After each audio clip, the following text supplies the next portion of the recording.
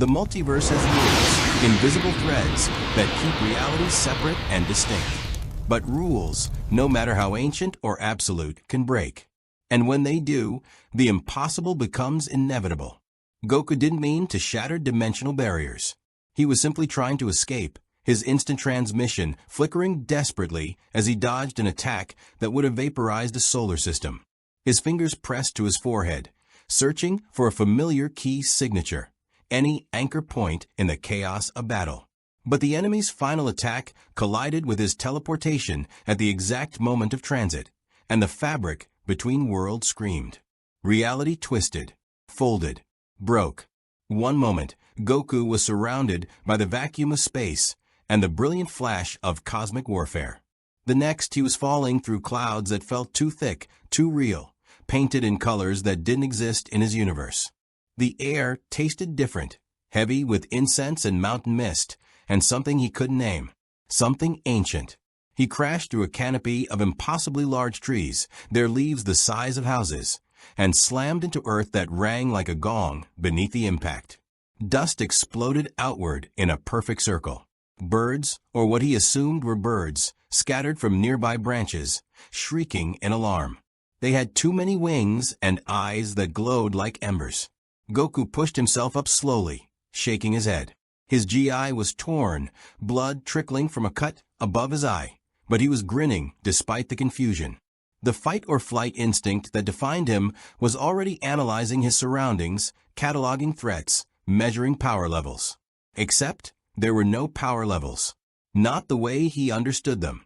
He could sense something, presences, energies, life forces scattered across this strange landscape, but they didn't register as key.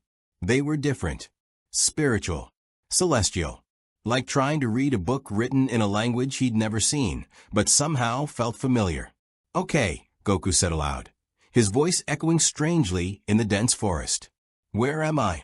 The trees around him were ancient beyond measure, their bark inscribed with symbols that seemed to shift when he wasn't looking directly at them. Mist curled between massive roots, and in the distance, he heard the sound of bells, deep, resonant, rhythmic. Ceremonial. He tried to focus, reaching out with his senses the way Master Roshi and King Kai had taught him. There, to the east, a cluster of energies moving together along what felt like a road. One of them was different, powerful, wild, contained but barely. Goku's grin widened. Strong fighters. Maybe they could tell him where he was. Maybe they could point him home. Maybe. And his scion blood sang at the thought they could give him a good fight. He kicked off the ground, launching himself into the air, and immediately felt the difference. Flight required ki manipulation, and his ki felt sluggish, like trying to swim through honey. He could still fly, but it took more concentration, more effort. The energy of this world didn't respond to his techniques the same way. Interesting. He adjusted his altitude, skimming just above the treetops, following the road that wound through mountains, so tall they disappeared into clouds that crackled with lightning. The architecture he glimpsed below was unlike anything from his Earth. Pagodas with curved roofs decorated with dragons and phoenixes, stone statues of warriors and beasts standing guard at crossroads, entire villages built into cliffsides. And the people. Even from this height, Goku could see they were different. Some appeared human. Others had animal features, fox ears, tiger stripes, bird wings. Demons? Yokai? He'd fought all manner of creatures across the universes, but this felt different.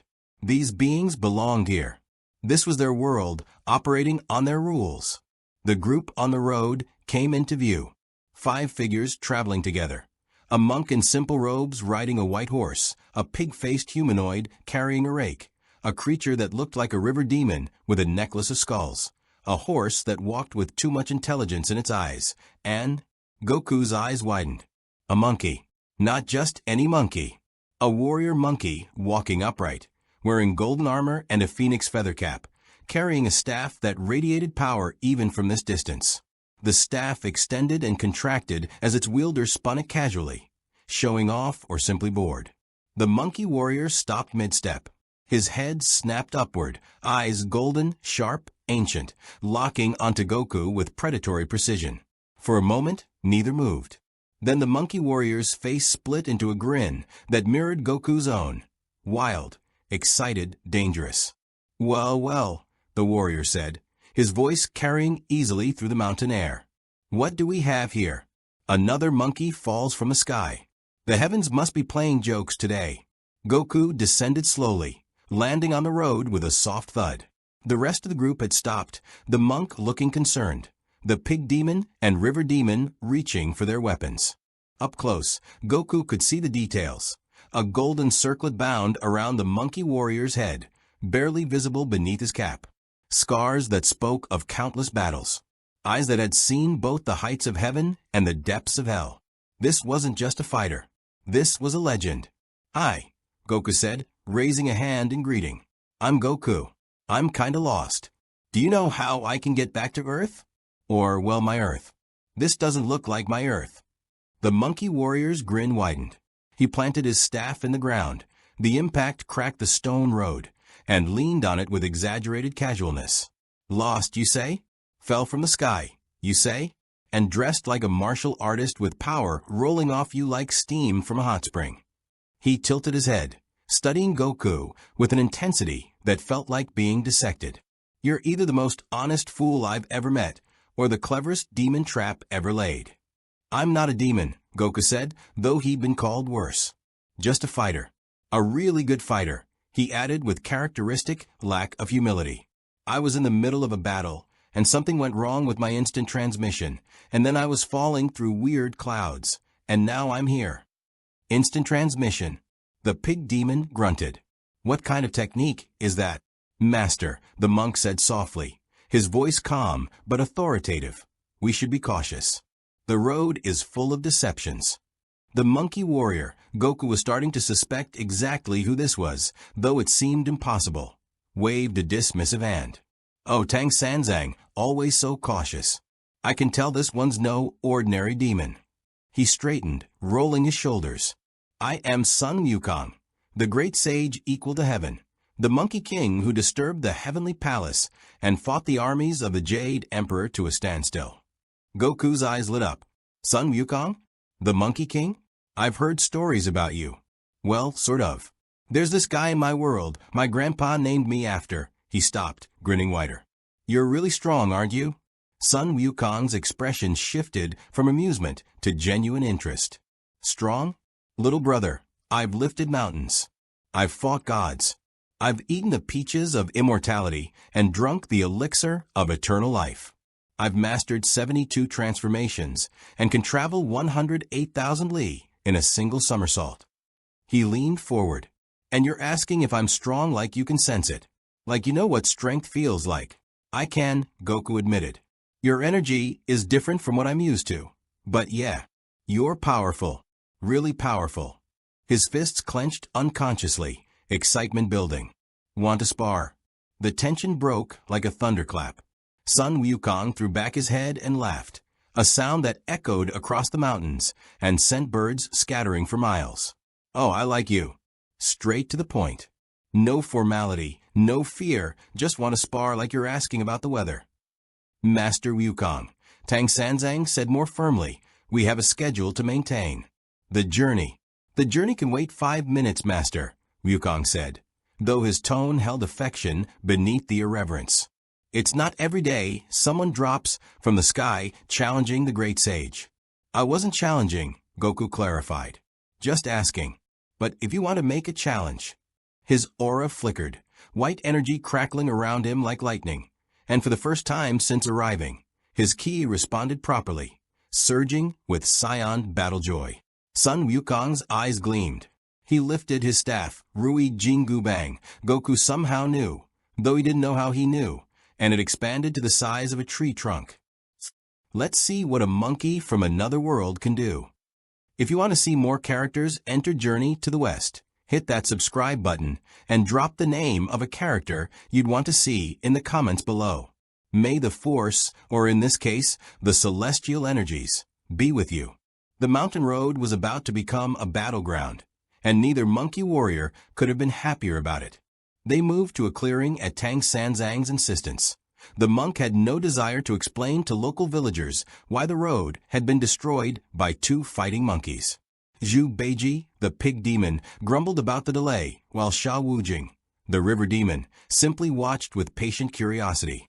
The horse, which Goku was beginning to suspect wasn't a horse at all, observed with intelligent eyes. The clearing was a natural arena. Flat stone surrounded by ancient trees, a stream bubbling at one edge, mountains rising on all sides like the walls of a cosmic coliseum. Mist drifted through the space, giving everything a dreamlike quality. Sun Wukong stood at one end, staff resting across his shoulders, completely relaxed.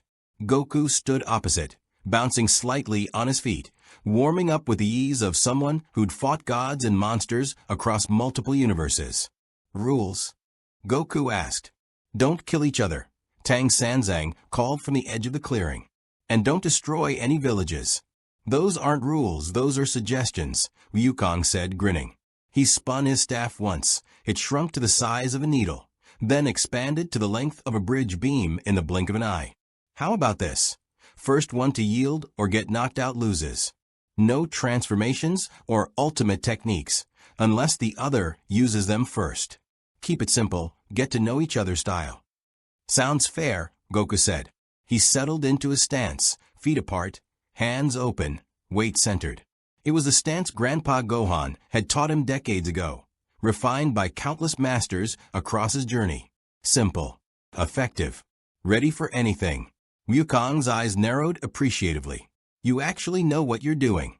Not just raw power, but technique. Good. They moved simultaneously. Wukong struck first, his staff extending mid-swing to cover the distance between them in a fraction of a second. Goku ducked, felt the wind of the blow pass overhead with enough force to shear stone, and drove forward with a palm strike aimed at Wukong's midsection. The Monkey King twisted impossibly, his body flowing like water, and brought the staff around in a reverse grip that would have caved in Goku's skull.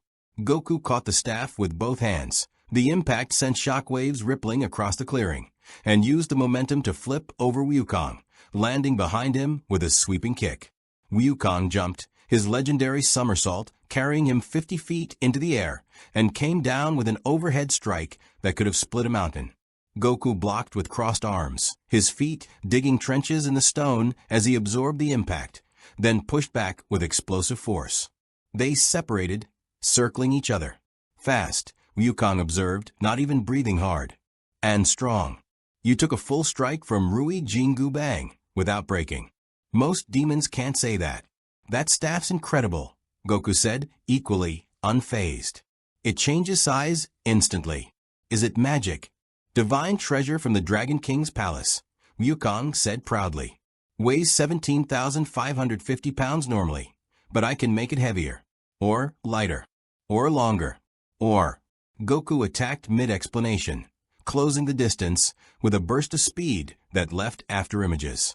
He launched a combination, jab, cross, uppercut, spinning kick, each strike precise and powerful. Wukong blocked with his staff, the weapon moving so fast it seemed to be in 3 places at once, then countered with a thrust that Goku barely dodged. The stream behind Goku exploded from the shockwave, water spraying into the air. Good. Wukong laughed. You fight like you enjoy it. I do, Goku admitted, grinning even as he deflected another strike. Fighting strong people is the best. You learn from them, push each other higher. You sound like me before the headband, Wukong said, his tone shifting slightly. He spun, his staff creating a defensive barrier, then launched a series of rapid strikes from different angles. Fighting for the joy of it, testing yourself against the heavens themselves. Goku caught the pattern. Wukong's technique was sophisticated, each strike flowing into the next, using the staff's changing length to create unpredictable rhythms. But there was something else. Restraint. Wukong was holding back, not out of arrogance, but out of practice. Like someone who'd learned the hard way that full power had consequences. Goku understood that. He held back too, most of the time. Not because he had to, but because he wanted fights to last, wanted to give his opponents a chance, wanted to enjoy the battle. He decided to push a little harder. Goku's aura flared. white energy crackling around him like lightning, and he channeled ki into his limbs. The energy felt different here, harder to control, but his body was Scion. His body was ki. He could adapt. He moved faster, his strikes carrying more force. A punch cratered the ground where Wukong had been standing. A kick sent the Monkey King skidding back 20 feet, his heels carving trenches in stone. Wukong's grin became savage. There it is. You were holding back too. The staff expanded to the size of a massive pillar, and Wukong swung it like a bat, aiming to send Goku into the stratosphere. Goku met it head-on, catching the staff with both hands, his feet braced, his muscles straining against the divine weapon's weight and momentum. For a moment, they were locked, Goku holding the staff, Wukong pushing, both warriors grinning like madmen. Then Wukong did something unexpected. He let go of the staff, planted his hands on it, and used it as a springboard to launch himself at Goku with a flying kick that crackled with golden energy. Goku released the staff. It shrank instantly and flew back to Wukong's hand, and barely got his guard up before the kick connected. The impact sent him flying backwards, tumbling through the air, until he managed to right himself and land on his feet, skidding to a stop at the edge of the clearing. "Ow," Goku said, rubbing his arms. "That actually hurt." "What was that energy?" "Celestial force," Wukong said, landing gracefully. "The power of the heavens, refined through cultivation and immortality. Your energy is different, raw, direct, burning like a sun. What do you call it?" "Ki," Goku said. "Life energy. Everyone has it, but most people don't know how to use it." He rolled his shoulders, loosening up. "Yours feels older, like it's connected to something bigger." "The Tao," Wukong said simply. "The way of heaven and earth, the natural order. My power comes from understanding and defying that order in equal measure." He twirled his staff. "Your turn to attack. Show me what this ki can really do." Goku didn't need to be told twice. He launched himself forward, his speed creating sonic booms, and engaged Wukong in close combat. Fist met staff, kick met block, energy crackled against energy. They moved across the clearing like a whirlwind, each exchange faster and more intense than the last. From the sidelines, Tang Sanzang watched with concern. Zhu Beiji whistled appreciatively. Sha Wujing simply smiled, recognizing kindred spirits. "Master," Beiji said, "when was the last time you saw Wukong this excited?" "Not since he was freed from the mountain," Tang Sanzang admitted. "This stranger, whoever he is, he's genuine. I can sense it. There's no malice in him, only joy in the battle itself." "Should we be worried they'll destroy the province?" Beiji asked. "Probably," Tang Sanzang sighed. "But try stopping two monkey warriors who found each other. It would be easier to redirect a river." In the clearing, Goku and Wukong broke apart again, both breathing harder now, both grinning wider than before. "You're incredible," Goku said honestly. "Your technique is amazing. Every move has purpose, nothing wasted." "You're not bad yourself," Wukong admitted. "Raw talent refined into pure combat instinct. No pretense, no ego, just a fight." He planted his staff. "One more exchange? Go all out, see what we're really made of." Goku's eyes sparkled. This was what he lived for, someone who understood, who shared the same passion. "Yeah, but I should warn you, when I power up fully, it gets pretty intense." "Brother," Wukong laughed, "I once grew so large I could hold up the sky. I've fought through the armies of heaven. Show me intense." Goku took a breath, centering himself. The ki here was different, but his body was his own. His Scion heritage didn't change across dimensions. He reached inside, finding that familiar well of power, and began to draw it out. His aura exploded outward, white energy crackling with electricity, his hair beginning to lift from the sheer force of his power rising. The ground beneath his feet cracked, spiderweb fissures spreading outward. Stones began to float, caught in his gravitational pull. Wukong's eyes widened with delight. "Oh, now we're talking." The Monkey King's own power surged, golden light emanating from his body, his staff glowing with celestial energy. The air itself seemed to warp around him. reality bending to acknowledge his divine nature. Two monkey warriors, from different worlds, different mythologies, different rules of power, but united in the pure joy of finding an equal. They charged simultaneously, and the clearing exploded with light and sound and unbridled battle joy. Tang Sanzang put his face in his hands. We're never going to reach the Western paradise at this rate. But even he couldn't suppress a small smile. Sometimes, the journey mattered more than the destination. The collision of their full-powered strikes created a shockwave that flattened trees for half a mile in every direction. Birds fled in shrieking clouds. The stream reversed course briefly, water flowing upward before splashing back down in confused torrents. In a village 3 miles away, an old woman's tea began rippling, and she muttered about that monkey causing trouble again. Goku and Wukong met in the center of the clearing, fist against staff, their energies colliding in a maelstrom of white ki and golden celestial force. For 3 heartbeats, neither gave ground. Then both pushed off simultaneously, flipping backwards through the air, landing in ready stances. Kamehameha. Goku brought his hands together, cupping them at his side, and brilliant blue energy gathered between his palms, raw ki compressed and focused into his signature technique. The beam erupted forward, a column of pure energy that scorched the air and turned stone to glass where it touched. Wukong's eyes lit up with recognition of a master technique when he saw one. His staff extended into a massive pillar, and he spun it at impossible speeds, creating a rotating barrier. The Kamehameha struck the spinning staff and scattered in multiple directions, carving trenches through the landscape, vaporizing boulders, creating a light show that would be visible from the next province. When the blast cleared, Wukong was grinning like he'd just discovered a new game.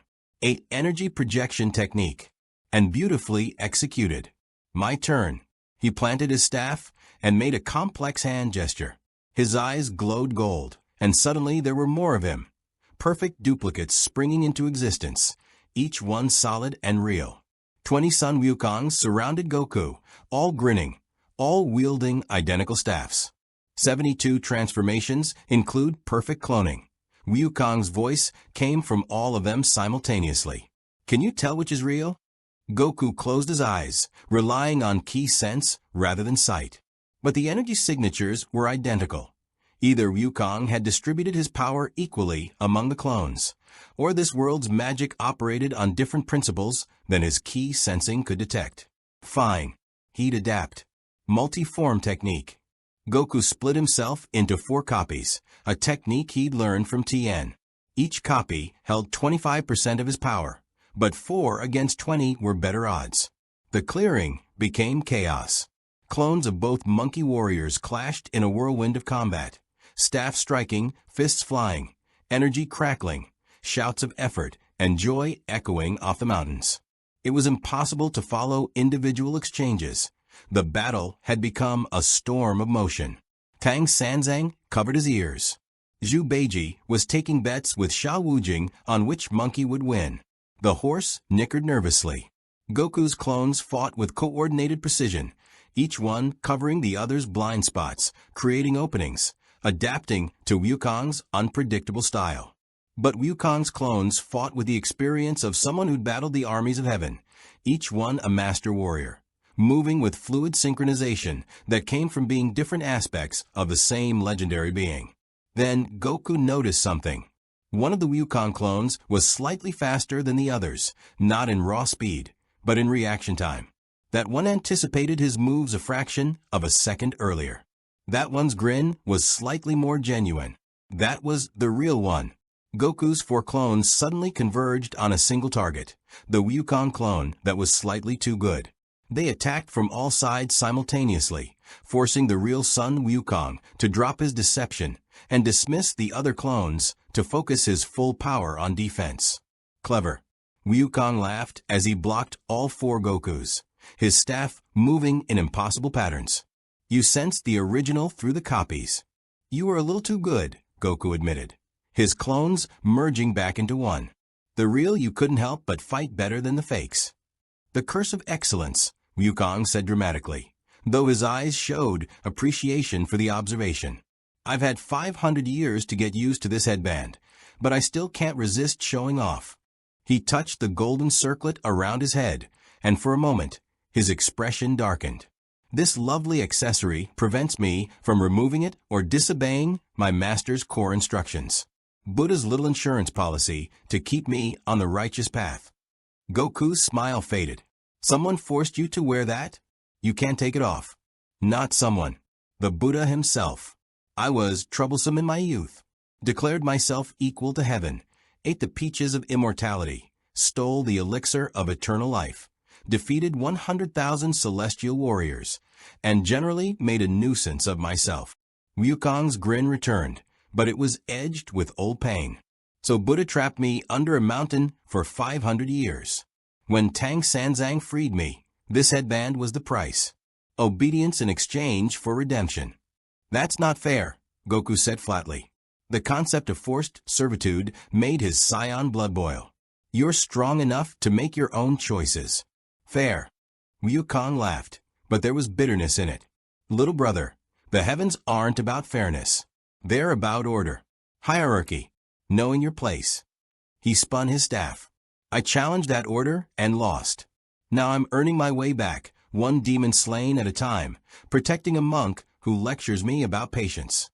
I heard that Tang Sanzang called from the edge of the clearing. You were meant to, Master, Wukong replied cheerfully. Goku frowned, processing this. In his world, strength determined destiny. The strong protected the weak, but they weren't enslaved for being powerful. Gods could be challenged. Kings could be defeated. Even the Omni-King, who could erase universes with a thought, could be befriended and played with. If you don't want to wear it, you should take it off, Goku said simply. Wukong's expression shifted. Surprise, then something dangerous, then carefully neutral. Can't. It's bound by Buddha's power. If I try to remove it, or if I disobey certain core commands, Master Tang can recite a sutra that makes the band contract. The pain is... He paused. Considerable. Show me. What? Let me try to take it off, Goku said.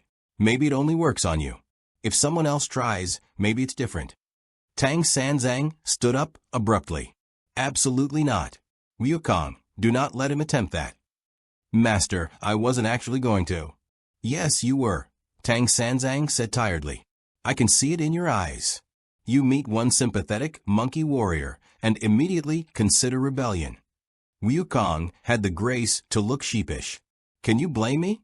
He's the first person in 500 years who thinks the headband is unfair rather than necessary. It is necessary, Tang Sanzang said firmly. Not because I enjoy your suffering, Wukong, but because the journey requires discipline. Your nature is chaos, beautiful, powerful chaos, but chaos nonetheless. The headband doesn't chain you. It guides you. Pretty chains are still chains, Master. Goku watched this exchange with fascination. The dynamic between monk and monkey was complex. Genuine affection mixed with tension. Respect mixed with resentment. Like family that didn't always get along, but stayed together anyway. I don't understand, Goku admitted. If you're this strong, why do you need to be controlled? Can't you just choose to help people because it's right? Wukong's laugh was sharp. Oh, little brother, you don't know me very well yet. Before the headband, I helped people when it amused me and tormented them when it amused me more. I was arrogant, selfish, and convinced that might made right. He gestured to himself. I became immortal through trickery and theft. I fought heaven itself because they wouldn't give me the recognition I thought I deserved. I wasn't a hero. I was a disaster with delusions of grandeur. And now, Goku asked. Now, Wukong looked at Tang Sanzang, his expression complicated. Now I'm learning that strength without purpose is just noise. That power without wisdom is just destruction waiting to happen. The journey isn't about getting scriptures from India. It's about transforming myself into someone worthy of the power I stole.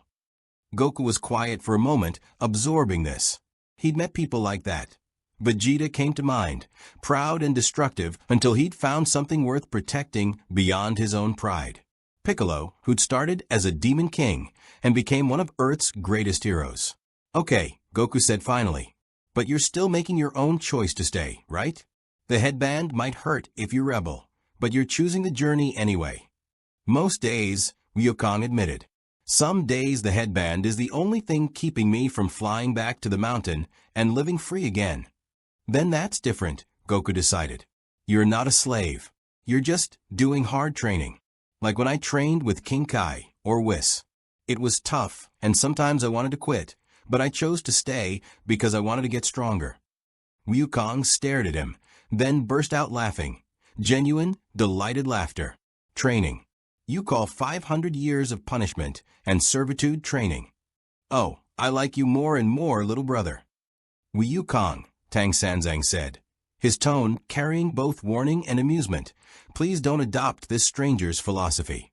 It's taken me 3 years to instill some humility in you. Too late, master. I'm inspired. Wukong turned back to Goku, his grin infectious.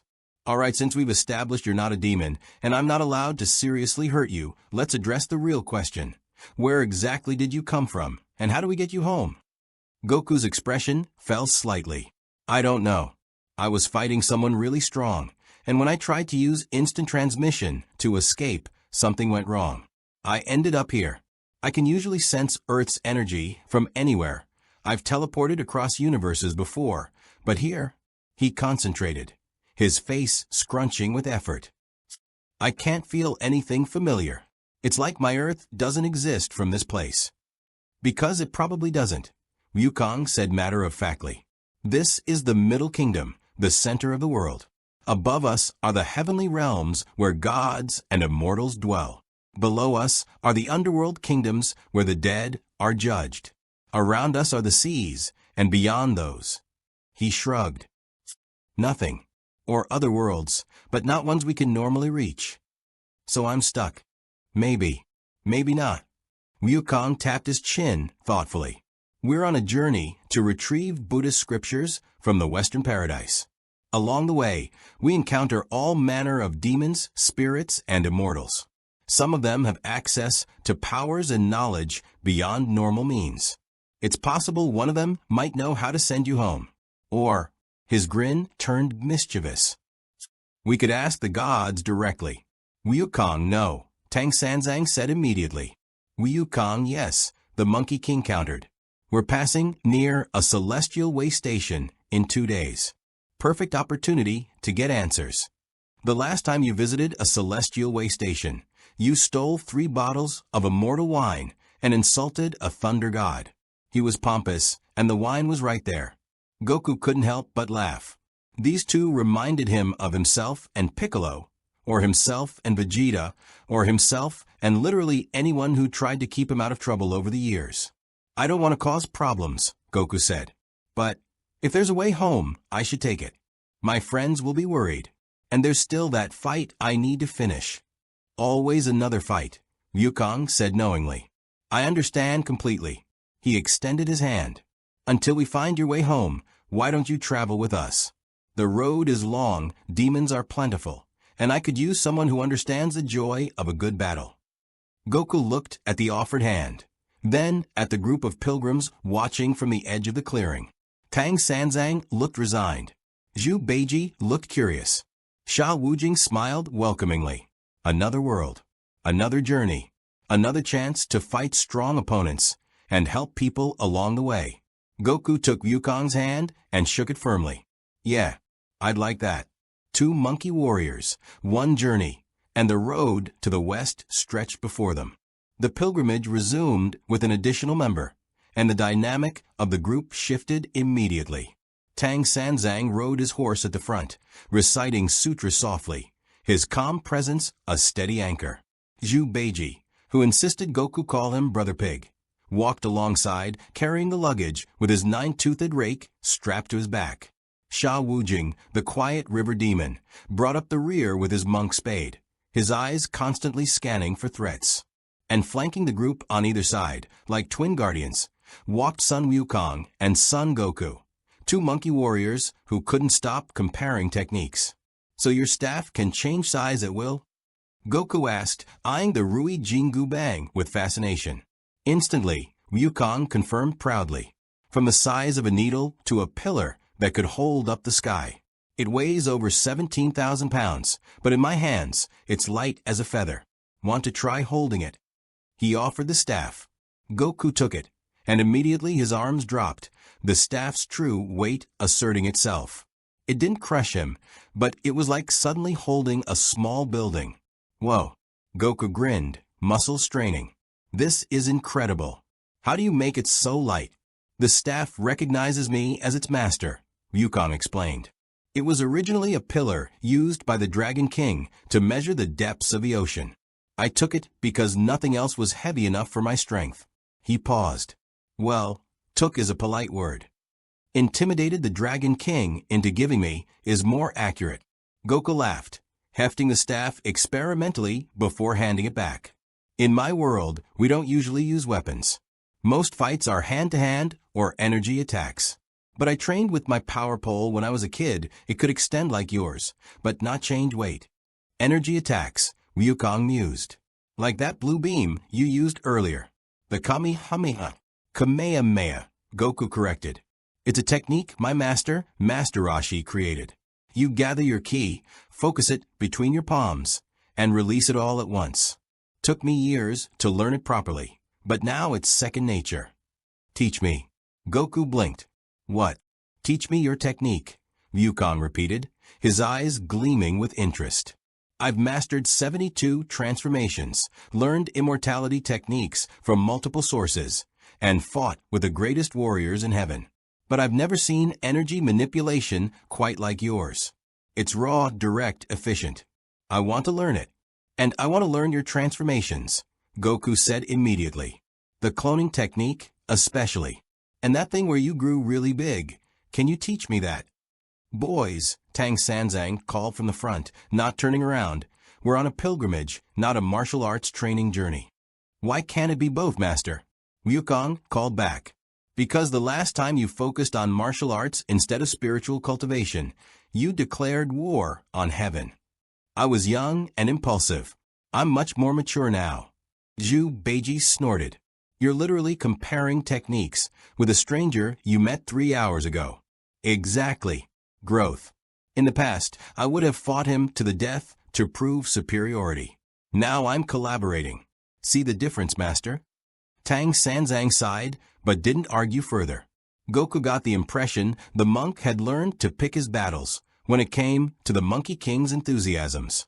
They walked in companionable silence for a while, the road winding through mountain passes and bamboo forests. The landscape was breathtaking. Waterfalls cascading down cliffs of impossible height, mist curling through valleys like living things, distant peaks crowned with snow that sparkled in the sunlight. "This world is beautiful," Goku said softly. "Different from my Earth, but beautiful." "The Middle Kingdom has its charms," Yukon agreed. "Though it's also full of demons who want to eat my master, spirits who hold grudges for my rebellious days, and celestial bureaucrats who'd love to see me fail this journey." "Why do demons want to eat Tang Sanzang?" Goku asked. "He seems nice." "Oh, he's lovely," Zhu Beiji interjected. "Very kind, very patient, very wise. Also, eating his flesh grants immortality. He's been reincarnated 10 times as a pure soul, so his body is basically a magical immortality pill with legs." Goku stopped walking. "Wait, you're traveling with someone who grants immortality if eaten, and you're protecting him." "That's the job," Xiao Wujing said mildly. "We're his disciples. We protect him on the journey west, and in return, we earn redemption for our past crimes." "What crimes?" Goku asked, then immediately added, "Sorry, is that rude to ask?" "Not at all," Xiao Wujing said. "I was a celestial general who broke a sacred vase during a heavenly banquet. My punishment was exile to the mortal realm and execution once a week for eternity." Goku's eyes widened. "That seems extreme for breaking a vase." "It was a very important vase," Xiao Wujing said with a slight smile. "Heavenly justice is disproportionate sometimes." "I was Marshal of the Heavenly Canopy," Zhu Beiji said. "Commanded 80,000 naval forces. Got drunk at a celestial party and flirted with the moon goddess. Got cast down to earth, but my soul accidentally landed in a pig during reincarnation." He gestured to himself. hence the snout and the excellent physique. And Wukong already told you his crimes, Tang Sanzang added. Pride, theft, assault on heaven, general mayhem. So you're all criminals being reformed through this journey? Goku asked. Reformed is a strong word, Wukong said. We're works in progress. But you're helping people, Goku said. Protecting your master, fighting demons, doing good things. That counts for something, right? Tang Sanzang turned in his saddle, his expression gentle. That's the heart of the journey, Goku. Not the destination, but the transformation along the way. Each demon we defeat, each challenge we overcome, each choice to do right instead of wrong. These are the true scriptures we're collecting. My master is very wise, Wukong said with genuine affection. Also very preachy. You'll get used to it. I like it, Goku said honestly. It reminds me of things my friends have told me. That getting stronger isn't just about power, it's about who you become. Who told you that? Wukong asked curiously. Lots of people. My wife Chi-Chi, when she's not yelling at me for missing family dinners. My son Gohan, who's way smarter than me. My friend Piccolo, who started as my enemy and became one of my best friends. My rival Vegeta, though he'd never admit we're friends. Goku smiled, thinking of them. They're probably worried about me right now. Then we'll find you a way home, Wukong declared. The Celestial Way Station is 2 days ahead. The gods there owe me favors. Well, they owe me punishment, but I'll call them favors. And they have access to heavenly archives. If dimensional travel is possible, they'll know about it. And if it's not possible? Goku asked. Then you're stuck with us, Wukong grinned. Could be worse. We fight demons regularly. The food is decent when we're not in wilderness. And the company is... He glanced at his fellow disciples. Mixed quality. I heard that, Zhu Beiji grumbled. They crested a hill, and a village came into view in the valley below, small, prosperous looking, with tiled roofs and cultivated fields. But something was wrong. Even from this distance, Goku could sense it. The energy of the place felt muted, fearful. Master, Wukong said, his playful tone vanishing. Something's not right down there. Tang Sanzang nodded. I sense it too. Suffering. Terror. We should investigate. As they descended toward the village, Goku noticed details that confirmed his unease. The fields were untended, crops rotting on the vine. No smoke rose from cooking fires. The streets were empty despite being midday. Where is everyone? Goku wondered aloud. Hiding, Shou Wujing said quietly. Or already dead. They entered the village's main street. Still no one in sight. Then Goku's enhanced hearing caught it. Whispered prayers, muffled crying. The sound of people huddled in terror behind locked doors. Show yourself, Wukong called out, his staff appearing in his hand. Whatever demon haunts this place, face us. Or are you a coward who only preys on the weak? For a long moment, nothing happened. Then, from the largest building in the village, a temple with elaborate carvings, came laughter. Deep, resonant, cruel. The temple doors exploded outward, and something emerged. It was massive, 12 feet tall, covered in scales that shimmered between green and black, with arms like tree trunks and claws like curved swords. Its face was a nightmare fusion of serpent and dragon, with eyes that glowed sulphurous yellow and a mouth full of fangs. Spiritual energy radiated from it like heat from a forge, powerful, malevolent, ancient. Son Wukong, the demon hissed, its voice like grinding stone. I heard the great sage equal to heaven was reduced to a monk's pet. I didn't believe it until now. How far you've fallen. I know you, Wukong said, his expression darkening. You're Black Scale, one of the snake demons from the Eastern Sea. Last I heard, you were hiding in a cave avoiding celestial justice. Times change, little monkey. The heavens are distracted. The gods grow complacent. And villages like this one. The demon gestured to the silent buildings. They're ripe for the taking. I've claimed this territory. The villagers provide me tribute, food, treasure, and the occasional sacrifice. In return, I don't slaughter them all at once. Generous, Wukong said flatly. Goku stepped forward, his expression serious. You're terrorizing innocent people. That's not okay. Black Scale's eyes focused on Goku, and its laughter returned. Another monkey? What is this, a family reunion?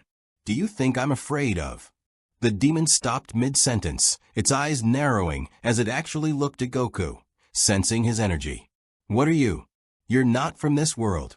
Your power is strange. Foreign. I'm Goku, he said simply. And I'm going to stop you from hurting these people. You and what army? Black Scale sneered. Goku's aura flared, white energy crackling around him, his expression shifting from friendly to deadly serious. I don't need an army. Wukong's grin returned, feral and eager. Oh, Black Scale, you just made a terrible mistake. You see, my new brother here? He really doesn't like bullies. The demon's confidence wavered as it felt the full weight of Goku's power pressing down on it. Energy beyond anything it had encountered in this realm, burning with righteous fury. Master, Wukong said cheerfully, permission to engage? Tang Sanzang sighed. Try not to destroy the entire village. No promises, both monkey warriors said in unison. And then they attacked. Black Scale didn't have time to prepare. Goku closed the distance in an eye blink, appearing directly in front of the demon with a speed that made the air crack. His fist drove into the creature's scaled abdomen with the force of a meteor strike. The demon's eyes bulged. Its body folded around Goku's fist, and then it was airborne, launched backwards through 3 buildings before crashing into the village wall with enough force to crater the stone. Fast, Wukong observed appreciatively, appearing beside Goku in a blur of motion. But you should have followed up immediately. Never give a demon time to recover. Right, Goku said, filing away the advice. Still learning the rules here.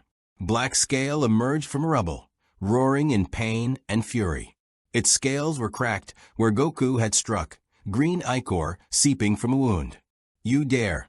Wukong's staff extended across the village square and slammed into the demon's face, cutting off its indignant speech. The Monkey King vaulted onto his own staff, ran along its length, and delivered a spinning kick that sent Black Scale tumbling sideways. You dare? Wukong mocked. What kind of villain dialogue is that? At least be creative with your threats. He landed gracefully, shrinking his staff back to normal size. Come on, brother Goku. Let's show this overgrown lizard what real warriors can do. Goku grinned despite the situation, fighting alongside someone who understood combat as deeply as Wukong was exhilarating. They moved together without needing to coordinate verbally. Goku would strike high, Wukong would sweep low. Wukong would create an opening. Goku would exploit it. It was like a dance they'd both known the steps to all along. Black Scale was powerful. His scales deflected normal blows, his claws could shear through stone, and his spiritual energy manifested as corrosive venom that ate through whatever touched. But he was facing 2 opponents who had each, in their own ways, challenged gods and won. Venom strike. The demon spat a stream of acidic energy at Goku. Goku dodged, but the venom splashed across a nearby building, dissolving wood and stone instantly. He frowned. That's dangerous. People live here. Then let's take this fight elsewhere. Wukong grabbed Goku's shoulder and his own ear. He plucked out a hair, blew on it, and it transformed into a perfect duplicate of himself. Clone, protect the villagers, and keep the fight contained. We're going up. Before Goku could ask what he meant, Wukong launched them both into the air with a single powerful leap. Black Scale, enraged and not thinking clearly, followed with a roar. They rose above the village, above the treetops, until they hovered in open sky with clouds beneath them and mountains spreading out in all directions. Here, there was nothing to accidentally destroy. Much better, Wukong said, releasing Goku. Both warriors floated in the air, Wukong through his cloud-walking technique, Goku through ki-base flight. Now we can cut loose. Black Scale circled them, his serpentine body undulating through the air. You think altitude will save you? I am descended from the Dragon Kings. The sky is my domain. Everything is my domain, Wukong countered. I've somersaulted across the universe and pissed on Buddha's fingers. Your domain is wherever I say it is. Did you actually piss on Buddha's fingers? Goku asked, momentarily distracted. It's complicated. I thought they were pillars at the edge of the universe. Turned out they were his hand. Very embarrassing in retrospect. Black Scale attacked during their conversation, his massive form coiling around both warriors, scales scraping against scales, trying to crush them in his constricting grip. But Goku grabbed the demon's body with both hands and, with a grunt of effort, began to pry the coils apart. He's strong, Goku said, muscles straining, but not strong enough. With the explosive burst of ki, he tore himself free, ripping through the demon's grip. Wukong simply transformed, his body becoming as small as an insect, slipping through the gaps in the coils, then transforming back to full size outside the demon's grip. I can be big or small at will, Wukong explained, seeing Goku's interested expression. One of the 72 transformations. Very useful for escaping grabs. Can you teach me that? After we finish with the lizard. Black Scale was breathing heavily now, his wounds accumulating. Green ichor dripped from a dozen gashes where Wukong's staff had struck. His scales were cracked and broken where Goku's fists had connected. But demons, especially old demons, didn't surrender easily. Fine, the demon hissed. If I cannot defeat you in combat, I'll kill everyone in that village. Let's see how fast you are when innocent lives hang in the balance. He began to dive toward the village below, mouth opening to unleash a torrent of corrosive venom. Goku moved instinctively. Instant transmission. He pressed his fingers to his forehead and felt the technique catch for the first time since arriving in this world. There. Tang Sanzang's calm, steady energy, clear as a beacon. Goku locked onto it and moved. He materialized directly in Black Scale's path, 50 feet above the village. The demon crashed into him at full speed, and Goku caught the massive creature's head with both hands, stopping its momentum completely. They hung there in the air, Goku's arms trembling with effort, the demon thrashing wildly. You're not hurting anyone else, Goku said firmly. Impossible. Black Scale roared. No one can stop my charge. I have the strength of 100 dragons. Then they must have been really weak dragons, Goku said. His aura flared bright white, energy crackling around him like lightning. Because I've fought actual gods, and you're not even close. He spun in midair, building momentum, and hurled the demon skyward with all his strength. Black Scale tumbled end over end, his massive body silhouetted against the sun. Wukong appeared beside Goku, standing on his cloud. Nice throw. Now watch this. He raised his staff above his head. Rui Jingu Bang. Extend. The staff shot upward, growing to the size of a mountain pillar, and struck Black Scale with precision timing. The impact created a shockwave that rippled through the clouds. The demon's scream echoed across the valley as he was launched even higher, becoming a speck against the blue sky. Finish him? Wukong asked. Together, Goku agreed. They rose to meet the falling demon, both warriors gathering their power. Goku cupped his hands at his side, blue energy gathering between his palms. Wukong twirled his staff, golden celestial force spiraling around it like a galaxy. Kamehameha. Celestial strike. The two attacks merged, blue ki and golden celestial energy spiraling together in a double helix of devastating power. The combined blast struck Black Scale dead center, and the demon's final scream was cut short as the energy consumed him. When the light faded, only ash remained, scattering on the wind. Goku and Wukong descended slowly, landing in the village square where Tang Sanzang and the others waited. The villagers were emerging from their homes, cautiously at first, then with increasing joy as they realized the demon was gone. An elderly man, the village elder, based on his robes, approached and prostrated himself before Tang Sanzang. Holy monk, you've saved us. We've lived in terror for months, unable to escape or fight back. How can we ever repay you? No repayment is necessary, Tang Sanzang said gently, helping the man to his feet. It is our duty to oppose evil and protect the innocent.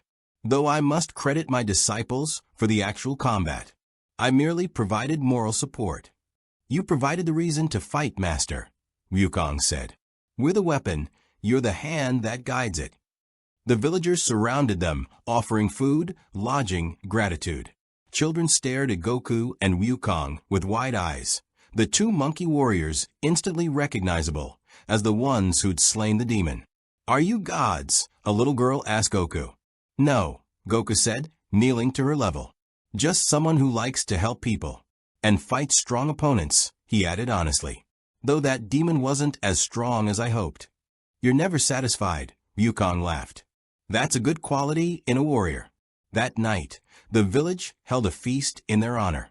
Tables were laden with food, roasted vegetables, steamed buns, fruit, rice wine.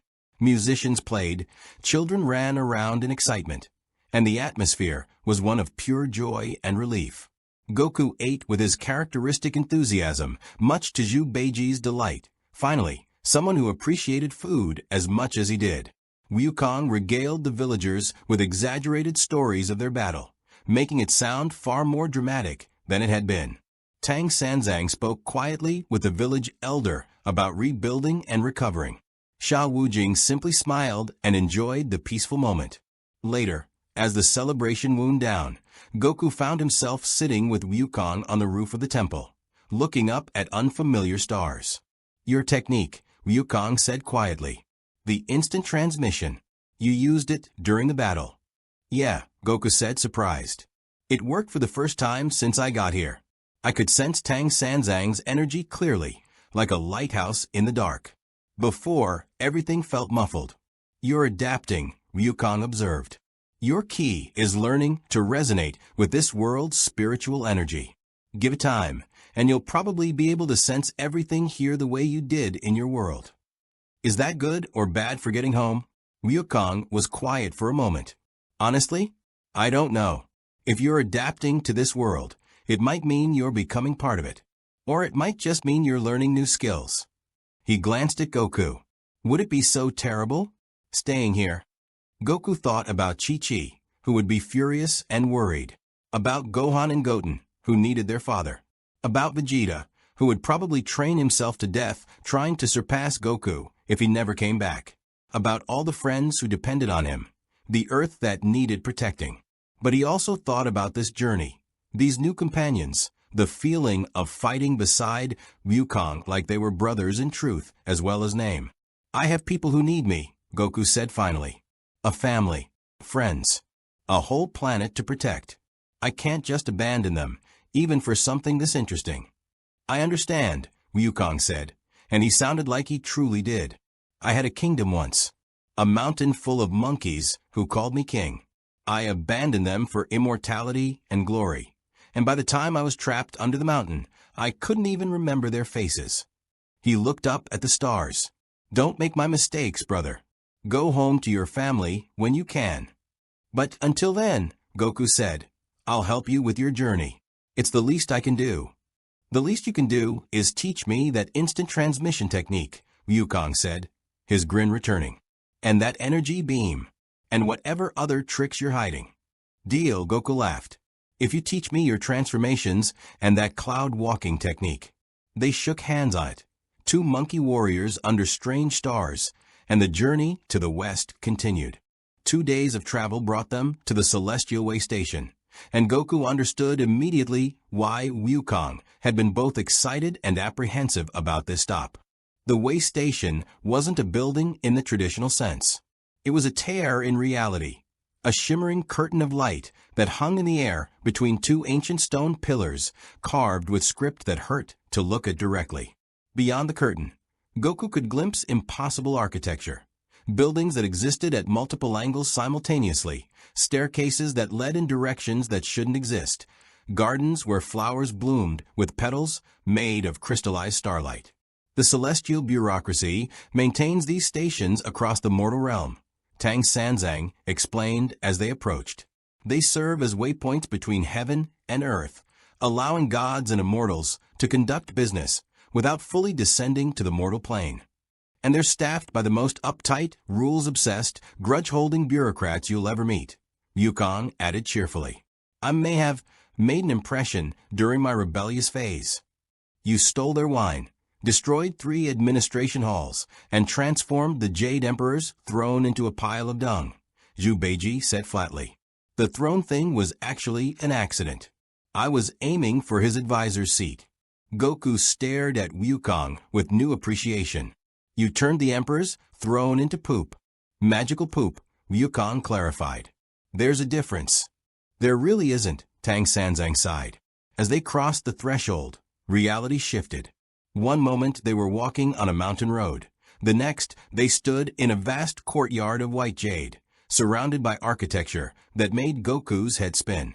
Celestial servants, beings that appeared human but radiated spiritual power, moved about on various errands, their robes trailing light like comet tails.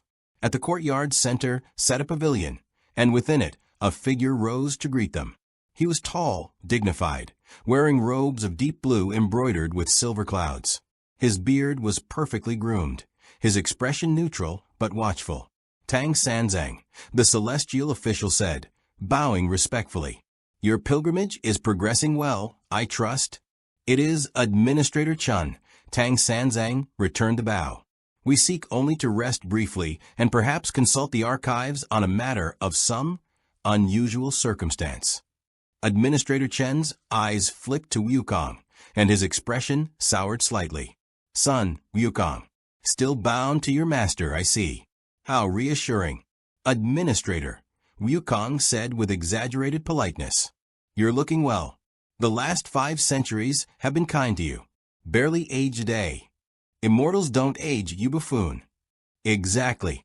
You see, I do pay attention. Chen's gaze moved to Goku, and his eyes narrowed. And who is this? Another disciple? He has the appearance of...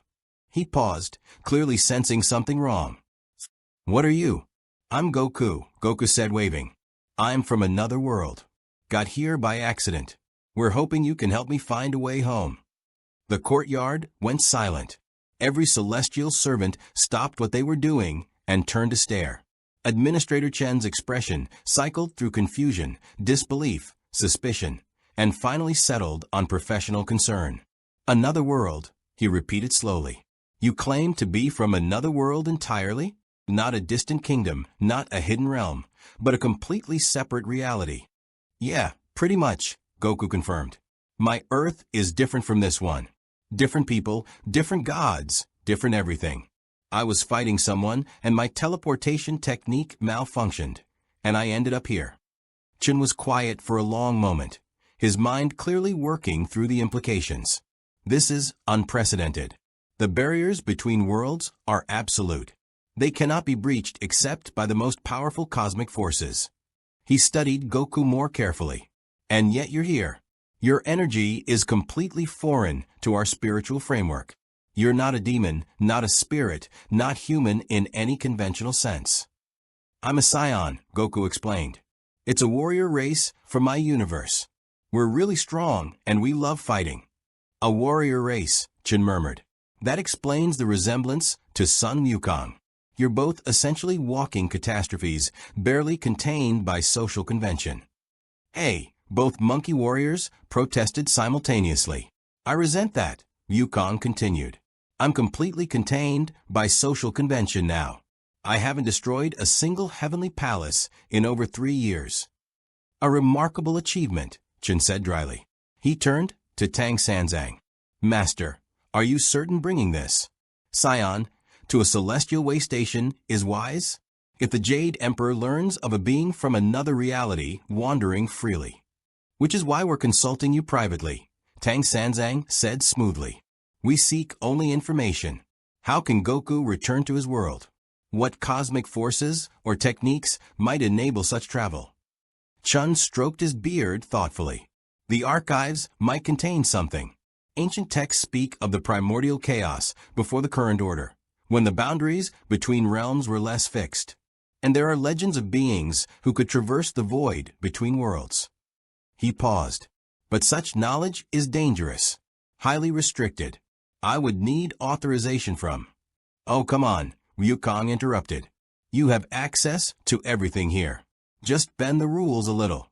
For old time's sake. Old times being when you destroyed half my department and insulted my ancestors. Exactly. We have history. That's not the kind of history that inspires favor. Goku stepped forward, his expression earnest. Please. I don't want to cause trouble. I just want to go home to my family. My wife, my sons, my friends, they're probably really worried. If there's any information that can help, I'd really appreciate it. Chun looked at Goku's honest face, his genuine concern, and something in his stern expression softened slightly. You're remarkably straightforward for someone traveling with Sun Wukong. I get that a lot, Goku admitted. Very well, Chun decided. I cannot allow you into the restricted archives yourself. That would violate 17 separate celestial regulations. But I can consult the texts on your behalf and provide you with whatever relevant information exists. He raised a finger warningly. However, Sun Wukong remains out here where I can see him. I wasn't going to steal anything, Wukong protested. You always say that. This time I mean it. You always say that too. Chun departed into the depths of the way station, leaving the group in the courtyard. Celestial servants gave them a wide berth, clearly nervous about Wukong's presence. Tang Sanzang settled into meditation. Zhu Beiji found a fountain and began admiring his reflection. Sha Wujing stood guard with patient watchfulness. Goku and Wukong sat on the edge of the jade courtyard, legs dangling over the side, looking out at a view that shouldn't exist. They were somehow simultaneously above the clouds and beneath the stars, with the mortal world visible far below, like a living map. You really want to go home, Wukong observed. It wasn't a question. Yeah, Goku said. Don't get me wrong. This has been amazing. Fighting alongside you, meeting your master and the others, seeing this incredible world. But it's not your world, Wukong finished. I understand. When I was trapped under the mountain for 500 years, I dreamed of my mountain of flowers and fruit. My kingdom of monkeys. My home. He smiled sadly. By the time I was freed, everything had changed. My monkeys had scattered or died. The home I remembered was gone. I'm sorry, Goku said sincerely. Don't be. It was my own fault. I chose pride and power over responsibility and community. The mountain was my punishment, but it was also my teacher. He glanced at Goku. You're smarter than I was. You know what matters. They sat in comfortable silence for a while, watching celestial servants go about their business, observing the strange physics of this in-between place. I've been thinking about your training offer, Goku said eventually, teaching each other techniques. Even if I find a way home soon, I'd like to learn what I can. Your transformations, your combat style, they're incredible. And I want to understand your key manipulation, Wukong said eagerly. The way you gather energy and project it is completely different from our spiritual cultivation. It's more visceral, direct, like you're using your life force itself as a weapon. That's exactly what it is, Goku confirmed. Every living thing has key, life energy. Most people never learn to control it, but martial artists can harness it for strength, speed, energy attacks, even healing. Can you teach someone who isn't from your world? I don't know, Goku admitted, but we can try. You've got plenty of energy. I can sense it, even if it feels different from Ki. Maybe you can learn to manipulate it the same way. Wukong's grin was infectious. I like how you think. Maybe is just yes with extra steps. Before Goku could respond, Administrator Chin returned, carrying a scroll that shimmered with inner light. His expression was grave. I found references, he said without preamble. Old references. Dangerous references. The kind of knowledge the heavens locked away for good reason. Tang Sanzang rose from his meditation. What did you learn? Chun unrolled the scroll carefully, revealing text written in characters that seemed to shift and change as Goku watched. In the time before the current celestial order, when the primordial chaos had not yet fully separated into distinct realms, there existed beings called the World Walkers. They could traverse the boundaries between realities, moving through the void that exists between all things. Where are these World Walkers now? Goku asked. Gone, Chin said. Or transformed beyond recognition, or sleeping in the deep void. The texts are unclear, but they left behind artifacts, tools, methods. He pointed to a section of the scroll. There's a technique mentioned here, the void step. It's similar to your instant transmission, but instead of moving through space, it moves through the gaps between spaces, between worlds. Can I learn it? Goku asked eagerly. Perhaps, if you can find someone to teach you. Chen's expression darkened. But there's a problem. The technique requires an anchor, a fixed point in the destination reality that the user can lock onto. Without such an anchor, the void step simply casts the user into the emptiness between worlds, where they would be lost forever. Goku's hope faltered. An anchor? Like a specific person or place? Precisely. And since you arrived here by accident, without preparation or intention, you have no such anchor in your home world. The technique would be useless to you. So I'm stuck here, Goku said quietly. Not necessarily, Chen said. There are other methods mentioned, though they're far more dangerous. Tiers in reality, places where the boundaries between worlds are naturally thin. If you could find such a tier and somehow force your way through, where would I find a tier like that? Chen's finger traced another section of the scroll. The texts mention several locations across the Middle Kingdom, where reality is unstable. Places of great cosmic significance or ancient battles that scarred the fabric of existence itself. The closest one to your current location is the Abyss of Forgotten Names, 3 weeks' journey to the northeast. That name doesn't sound ominous at all, Zhu Beiji muttered.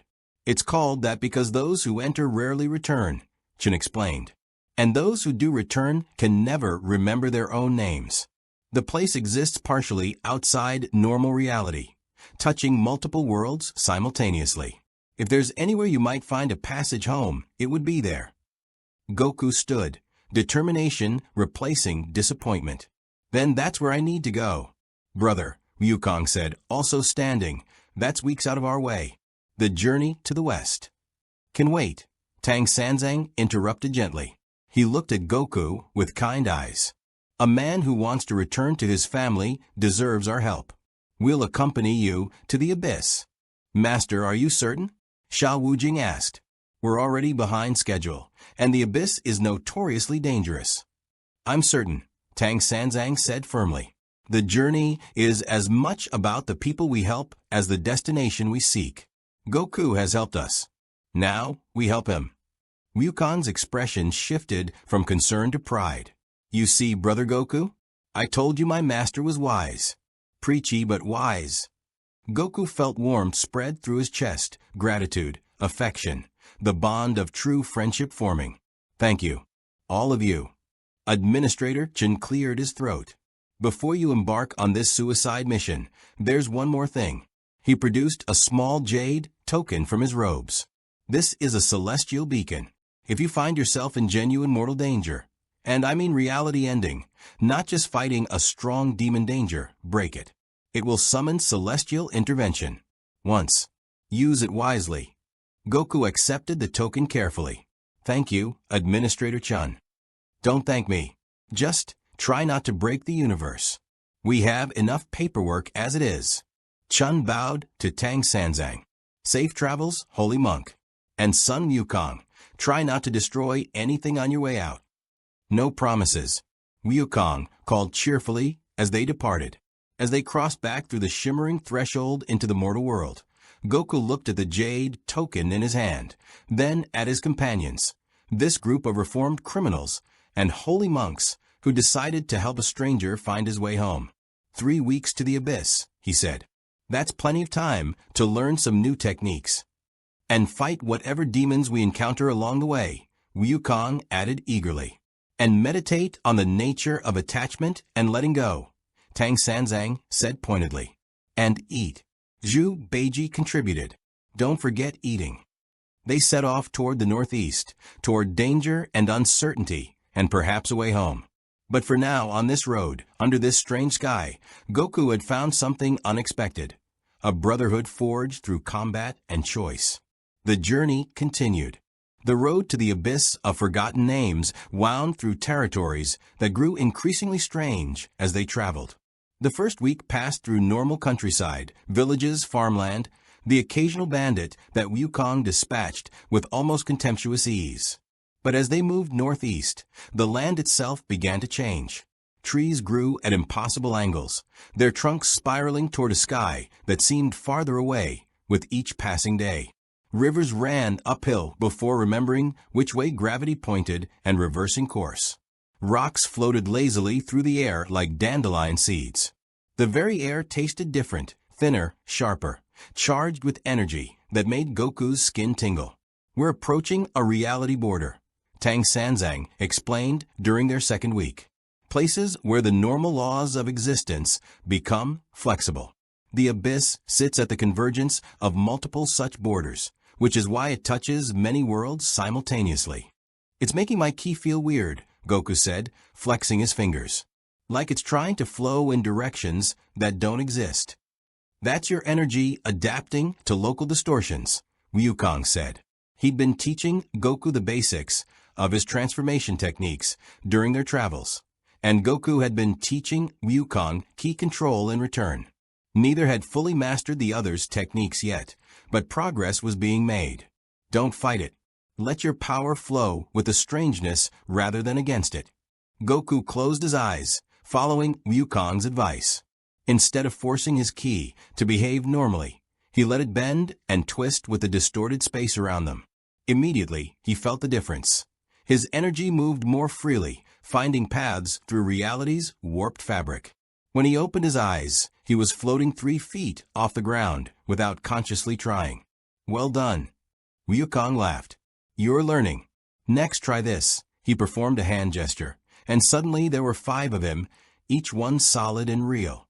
"Splitting yourself among multiple forms. You said you could do something similar." "Multi-form technique," Goku confirmed.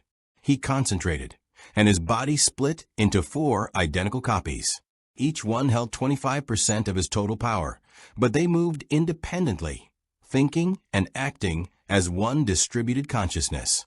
Wukong's clones examined Goku's clones with professional interest. "Different method, similar result. Your copies share your power equally. Mine are more like projections. Each one can fight at full strength for a short time, but they're not truly independent." "Can you teach me that version?" Goku asked, his 4 selves speaking in unison. "Can you teach me your energy beam?" All 5 Wukongs replied. They spent the next hour practicing while the others rested. Multiple Gokus firing Kamehameha blasts at varying power levels. Multiple Wukongs attempting to gather and compress ki the way Goku did. Neither technique was easy to transfer between their different energy systems, but both warriors were stubborn and talented. By the time they merged back into single forms, Wukong could produce a small, unstable ki blast that dissipated after a few feet, and Goku could create a clone that lasted for almost 10 seconds before unraveling. "Progress," Wukong declared. "At this rate, we'll have mastered each other's techniques by the time we reach the abyss." "Assuming the abyss doesn't kill us all," Yubeiji said cheerfully. "Which it probably will." "Always so optimistic, Brother Pig," Xiao Wujing said mildly. That night, they camped in a forest where the trees hummed with harmonic resonance, creating music that shouldn't exist. Goku sat with Tang Sanzang by the fire, watching Wukong and Zhu Beiji argue about the best way to cook rice. "Master Tang," Goku said quietly, "can I ask you something?" "Of course," the monk replied, his voice calm and welcoming. "Why are you really helping me? The abyss is dangerous, and you said yourself you're behind schedule. Your mission is important, getting those scriptures, completing the journey. Why risk it for someone you just met?" Tang Sanzang was quiet for a moment, gazing into the fire. "Do you know what the scriptures represent, Goku?" "Religious texts? Buddhist wisdom?" "In a literal sense, yes. But symbolically, they represent enlightenment, understanding, the completion of a spiritual journey." He looked at Goku. "But what good is enlightenment if it makes you indifferent to suffering? What value is wisdom if it doesn't move you to compassion?" "So helping me is part of your journey," Goku said, understanding. "Helping you is the journey," Tang Sanzang corrected gently. "Every person we meet, every choice we make, every act of kindness or courage. These are the real scriptures." The texts we retrieve from India are just paper and ink. The wisdom we gain along the way is what transforms us. Goku smiled. You sound like some of my teachers. Master Roshi used to say that martial arts without righteousness is just violence. And Whis told me that true strength comes from a calm heart and a clear purpose. Wise teachers, Tang Sanzang observed. You miss them. Yeah, Goku admitted. I miss a lot of people. My family, especially. Chi-Chi is probably furious that I disappeared. Gohan and Goten are probably worried. Vegeta is probably training himself to death, trying to get stronger than me. He laughed softly. It's weird. I've spent my whole life seeking out strong opponents and new challenges, but right now, I just want to go home and have dinner with my family. That's called growth, Tang Sanzang said, recognizing that the greatest adventures aren't always found in battle, but in the quiet moments with those we love. Are you saying I shouldn't love fighting? Not at all. Joy in combat can be pure and good, especially when directed toward protecting others.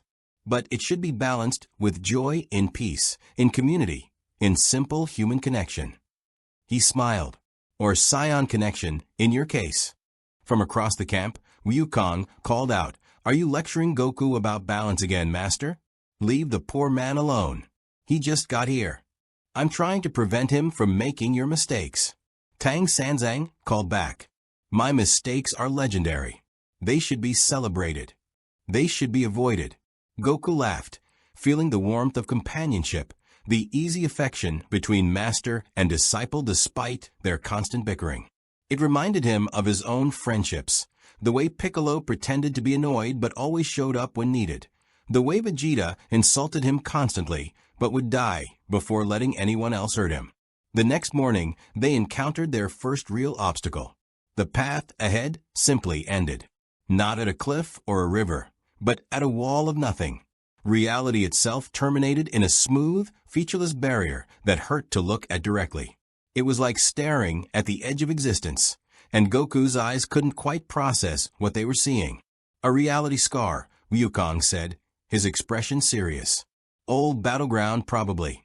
When powerful beings fight, they can damage the fabric of space itself.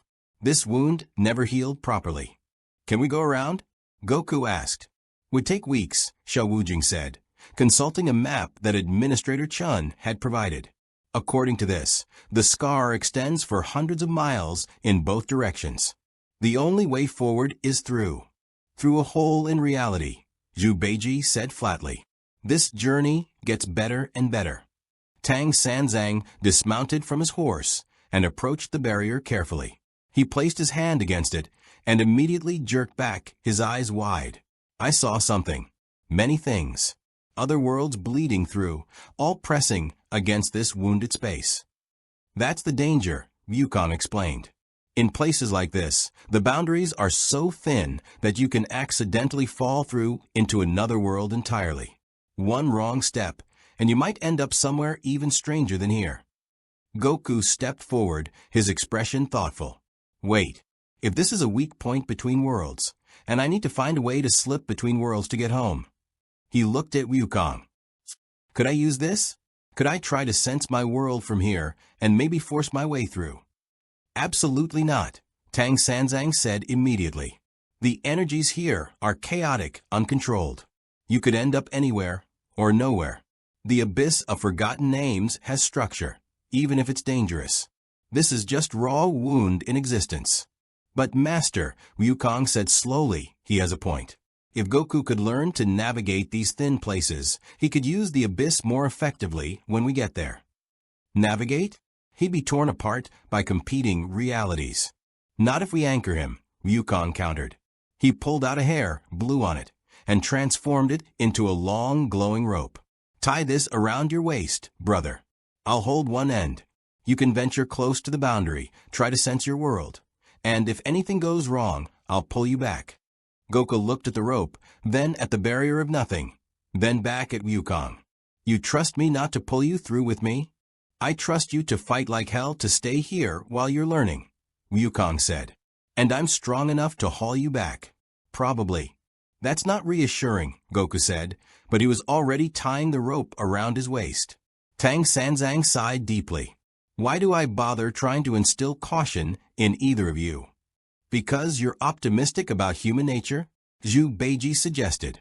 I'm beginning to reconsider that optimism. Goku approached the reality barrier slowly, the rope trailing behind him. As he got closer, he could feel it, a wrongness that made his ki fluctuate wildly, pulling in directions that shouldn't exist. Beyond the barrier, he could sense infinity, countless worlds pressing against each other, separated by membranes thinner than thought. He closed his eyes and reached out with his ki sense, the way he'd done countless times to locate friends across vast distances. But instead of searching through space, he was searching through the gaps between spaces. The sensation was overwhelming. Millions of presences, none of them familiar. Worlds where ki didn't exist, worlds where everything was ki. Worlds so alien his mind couldn't comprehend them. He pushed deeper, searching for something, anything that felt like home. There, so faint he almost missed it, a presence that resonated with his energy signature. Not Earth itself, but someone connected to him, someone whose ki he knew as well as his own. Gohan, his son's energy, impossibly distant, bleeding through from another reality. Goku reached for it, his ki extending like a hand across the void. The barrier grabbed him. Reality itself seized Goku's extended energy and pulled, trying to drag him through, to scatter him across 1,000 worlds simultaneously. He gasped, his physical body lurching forward, his consciousness fragmenting. The rope went taut. Wukong's voice cut through the chaos. Hold on. Goku felt himself yanked backwards with tremendous force. The barrier's grip broke, and he tumbled onto solid ground, gasping, his ki snapping back into his body like a released rubber band. Wukong knelt beside him, checking for injuries. Are you intact? All pieces accounted for. Yeah, Goku managed, his heart pounding. That was intense. But I felt it. I felt my world. It's out there, and there are connections between here and there. Thin connections, but they exist. Did you feel anyone specific? Tang Sanzang asked, his concern evident. My son, Goku said, sitting up. Gohan. His energy is like a beacon. If I can learn to navigate these thin places properly, I could use him as my anchor. The void step technique that Administrator Chen mentioned, I could make it work. First, you need to learn not to get torn apart by the attempt, Wukong said. That barrier almost had you. Another few seconds, and you'd have been scattered across the multiverse. But I made contact, Goku insisted. That's progress. That's recklessness, Tang Sanzang corrected. But also brave and informative. He looked at the barrier thoughtfully. If you can sense your world from here, imagine what you might accomplish at the abyss, where the boundaries are more stable. More stable is relative, Zhu Beiji muttered. It's still called the Abyss of Forgotten Names. Details, Wukong said dismissively. Now how do we actually cross this barrier without losing ourselves? The answer, it turned out, was teamwork. Tang Sanzang recited protective sutras that stabilized reality around them. Wukong used his transformations to make himself incredibly dense and heavy, becoming an anchor. Xiao Wujing and Zhu Beiji created a physical link between all of them. And Goku, at the center, used his newfound understanding of the barrier's nature to find the safest path through. It took 3 hours of careful navigation, but they emerged on the other side intact, stepping out of nothing and back into a world that followed normal rules. Never again, Zhu Beiji declared, looking slightly transparent around the edges. That was actually fascinating, Xiao Wujing said, examining his hands. I could see other versions of myself in other worlds. In one, I was a fish. In another, I was a king. In one, I was still trapped under the mountain, Wukong said quietly. I could feel it, the weight, the isolation, the endless years. He shook it off. Let's not do that again unless absolutely necessary. Goku nodded in agreement, but inside he was excited. He'd touched his world, however briefly. He'd felt Gohan's energy, the way home existed. He just had to learn how to reach it. 1 week remained until they reached the abyss. 1 week to prepare for the most dangerous gambit of his life. The journey continued, and Goku trained harder than ever. The final week of travel tested them in ways both physical and spiritual. The landscape became increasingly hostile, not with demons or bandits, but with reality itself rejecting their presence. Gravity reversed at random intervals.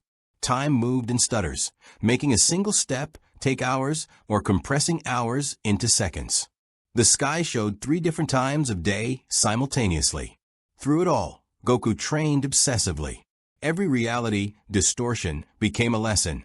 Every impossible phenomenon an opportunity to understand how this world's rules differed from his own.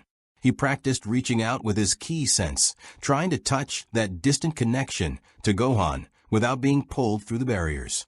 Wukong guided him, teaching him techniques for grounding himself, for maintaining identity even when existence tried to unmake him. Your problem, Wukong explained during one session, is that you're too solid. You're fighting the distortions instead of flowing with them. How do I flow with something trying to erase me? Goku asked, frustrated after another failed attempt to sense his world without being yanked toward it. By being yourself so completely that nothing can unmake you, Wukong said. He sat cross-legged on a rock that was floating upside down. I learned this under the mountain. 500 years of being crushed by weight that should have destroyed me. I survived because I knew, absolutely, that I was Sun Wukong. The mountain could imprison my body, but not my essence. So it's about willpower? It's about identity. About knowing who you are so deeply that reality itself has to acknowledge it. Wukong stood, balancing perfectly despite the rock's rotation. Your son Goku, the Scion warrior from another world. You protect the innocent, you seek worthy opponents, you love your family above all else. Hold onto those truths when the void tries to tear you apart. Goku nodded slowly, internalizing the lesson. It reminded him of ultra instinct, that state where his body moved without thought, pure instinct and identity merged into perfect motion. Perhaps navigating between worlds required something similar, being so fundamentally himself that nothing could scatter that core identity. He tried again, closing his eyes, reaching out with his ki sense toward that distant connection to Gohan. But this time, instead of just extending his energy, he sent his identity along with it. I am Goku. I am a father seeking his son. I am a warrior who protects Earth. I am. The barrier grabbed him again, but this time he didn't fragment. His identity held firm like a spine of steel, and the pulling force couldn't find purchase. He existed here and reached there simultaneously, consciousness stretched across the void but unbroken. For 3 heartbeats, Goku touched his son's energy clearly. He could feel Gohan's confusion, his worry, the desperate hope that his father would return.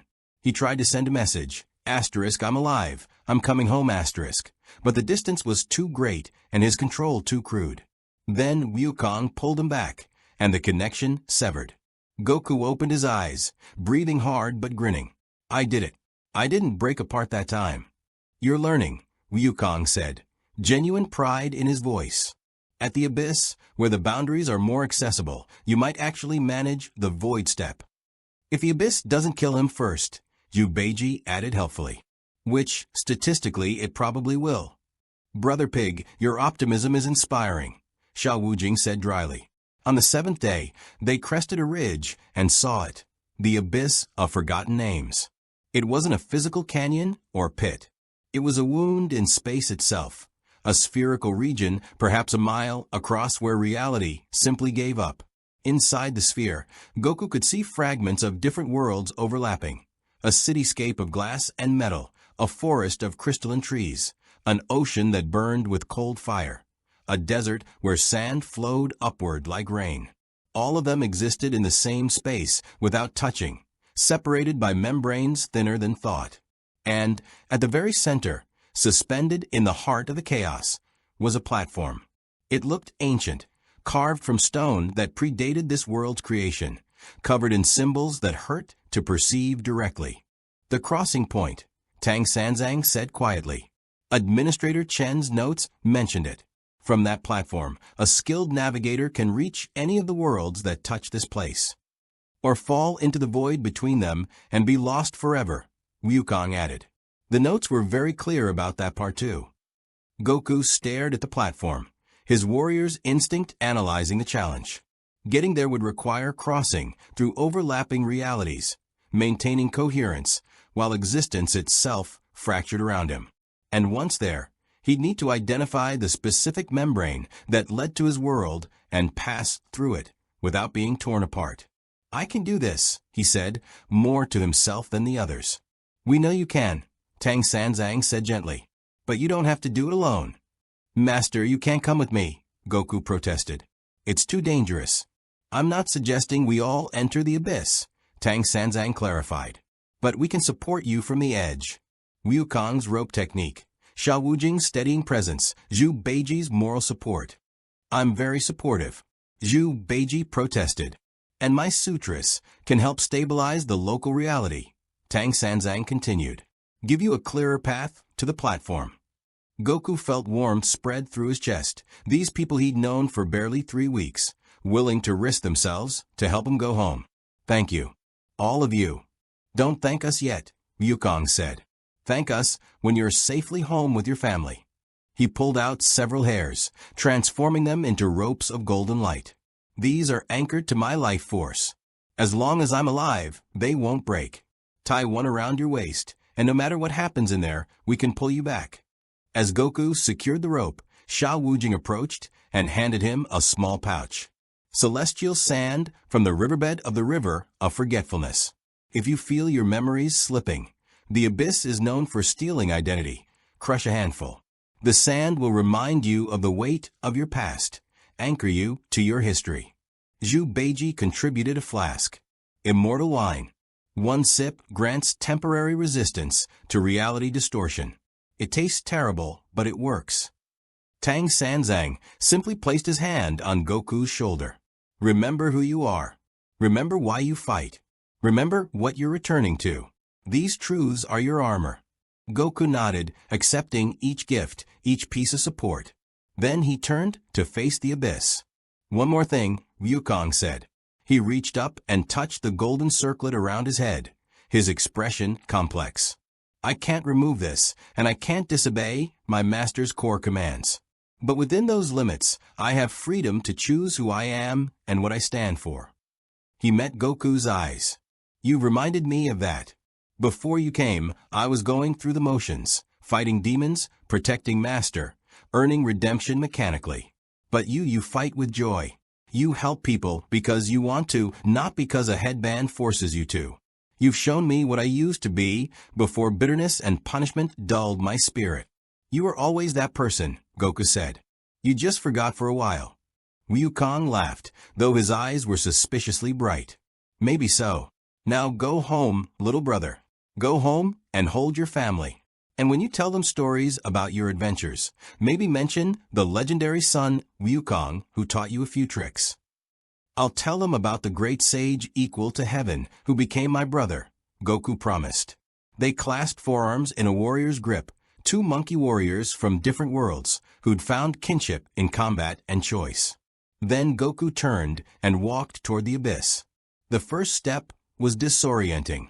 Reality shifted around him, and suddenly he was standing in 3 places simultaneously, still outside the abyss, halfway to the platform, and somewhere else entirely. He focused on Tang Sanzang's advice. Remember who you are. I am Son Goku. I am a scion. I protect Earth. The fragmented versions of himself consolidated slightly, becoming more coherent. The second step was harder. Gravity reversed, time stuttered, and he could hear voices calling his name in languages he didn't understand. The rope around his waist glowed golden, Wukong's life force flowing through it, reminding him he wasn't alone. I am a father. I am a husband. I am a friend. His identity solidified further, and the voices faded. By the 10th step, Goku had developed a rhythm. Each time reality fractured him, he'd remember another truth. I learned the Kamehameha from Master Roshi. I trained with King Kai. I fought Frisia to protect the Namekians. I sacrificed myself to save Earth from Cell. I raised 2 sons. I sparred with gods. Each memory was an anchor, each truth a thread binding him together. The platform was 50 feet away when the real test began. The overlapping worlds around him weren't just passive imagery. They were real, and they wanted him to be part of them. One world pulled at his warrior spirit, promising endless battles against impossibly strong opponents. Another called to his peaceful nature, showing him a quiet farm where he could live simply with his family. A third offered godhood, unlimited power, the ability to protect everything and everyone. They were temptations perfectly tailored to different aspects of his nature, and they were tearing him apart from the inside. Goku crushed a handful of Sha Wujing's sand. The weight of his past slammed into him. Every fight, every loss, every choice, every relationship. The memories were painful and joyful and real, and they reminded him that he wasn't any single aspect. He was the sum of everything he'd experienced. I am Goku, and I choose my own path. The temptations released their grip, and he stumbled onto the platform. For a moment, blessed stability. The stone beneath his feet was solid, real, immune to the chaos around it. Goku caught his breath, looking back to see his companions at the edge of the abyss. Wukong waved, Zhu Beiji gave a thumbs up, Sha Wujing nodded approvingly, and Tang Sanzang's lips moved in silent prayer. Now came the final challenge, finding the right membrane to pass through. Goku closed his eyes and reached out with his key sense, enhanced now by everything Wukong had taught him about maintaining identity across fractured reality. He could feel them, thousands of worlds, each with its own flavor, its own energy signature. None of them felt like home. He pushed deeper, searching not for worlds, but for connections. The void step required an anchor, Administrator Chun had said. Gohan's energy was that anchor. If Goku could just, there, like a fishing line cast across infinite distance, he felt it, Gohan's key, clear and strong and worried. His son was training, pushing himself harder than ever, probably trying to get strong enough to find his missing father. Asterisk, I'm here, Gohan. I'm coming home, asterisk. Goku pulled at the connection, and reality bent. A membrane between worlds became visible, translucent, shimmering, impossibly fragile. Beyond it, he could sense his Earth, his world, his family.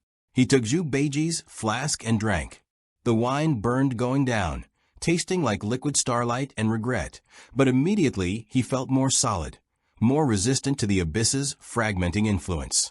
He untied Wukong's rope. Goku, what are you doing? Wukong's voice carried across the distance, alarmed. If I stay anchored here, I can't fully commit to crossing, Goku called back. I need to let go of this world to reach mine. That's suicide. That's faith, Goku corrected. He coiled the rope carefully and placed it on the platform, a piece of Wukong to remember this journey by. Thank you, brother, for everything. Maybe someday I'll find a way back to visit. You better. Wukong's voice cracked slightly. You still owe me a rematch. Goku grinned, even though his heart was pounding. Then he turned to face the membrane leading home.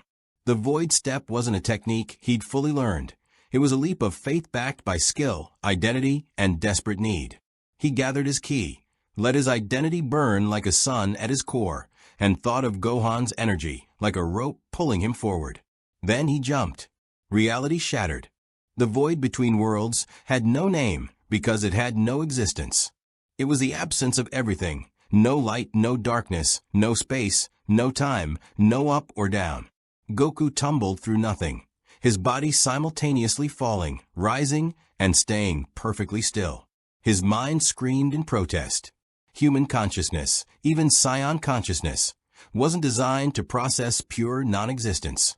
Every instinct demanded he find ground, orient himself, be somewhere instead of nowhere. Asterisk, I am Goku. I am a father seeking his son, asterisk.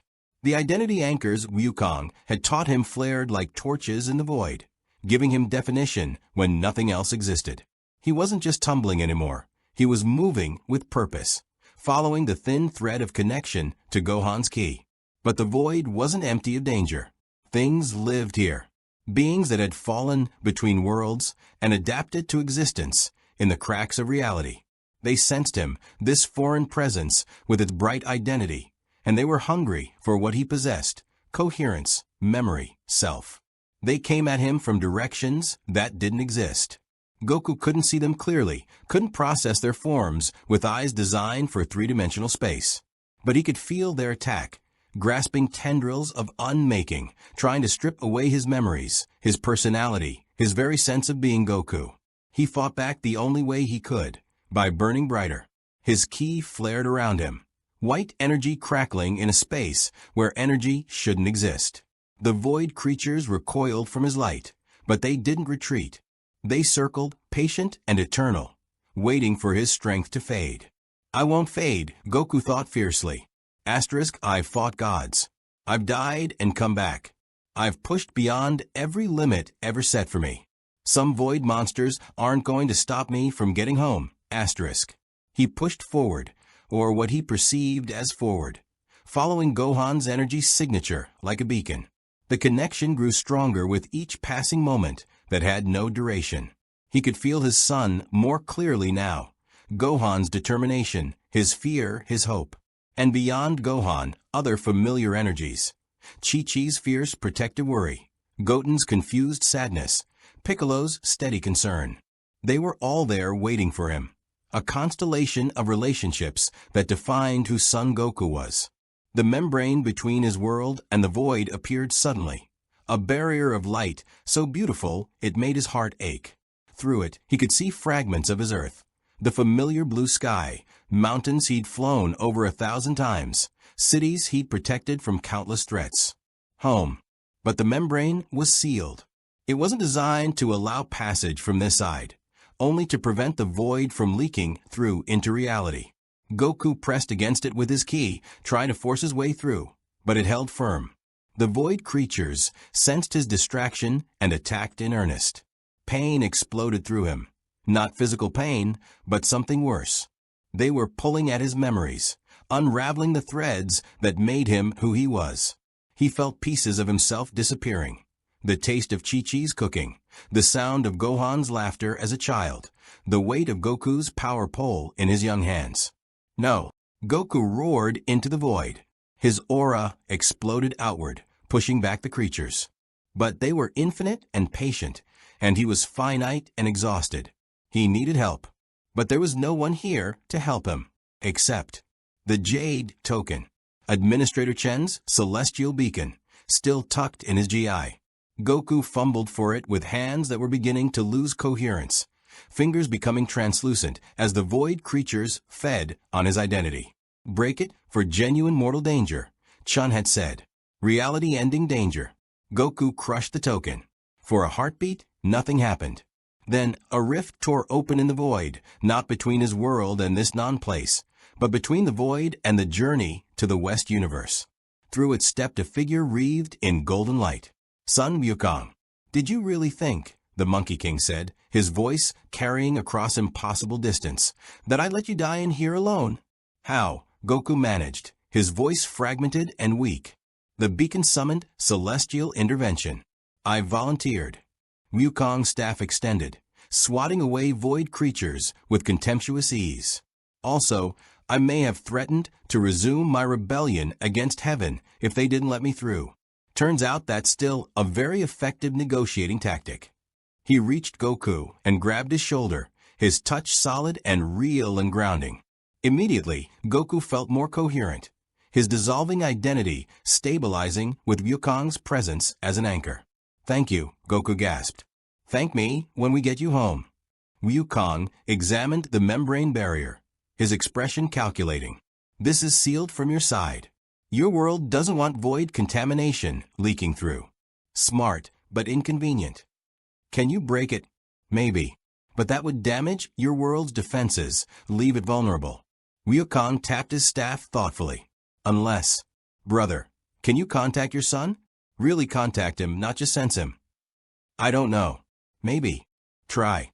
If he can hear you from inside, he might be able to open the membrane from his side. It's designed to let people out, just not let things in. Goku closed his eyes, focusing every remaining scrap of his identity and ki on that connection to Gohan. He pushed not just his energy, but his voice across the barrier. Asterisk Gohan. Son, can you hear me? Asterisk. For agonizing seconds, nothing. Then, faint and shocked.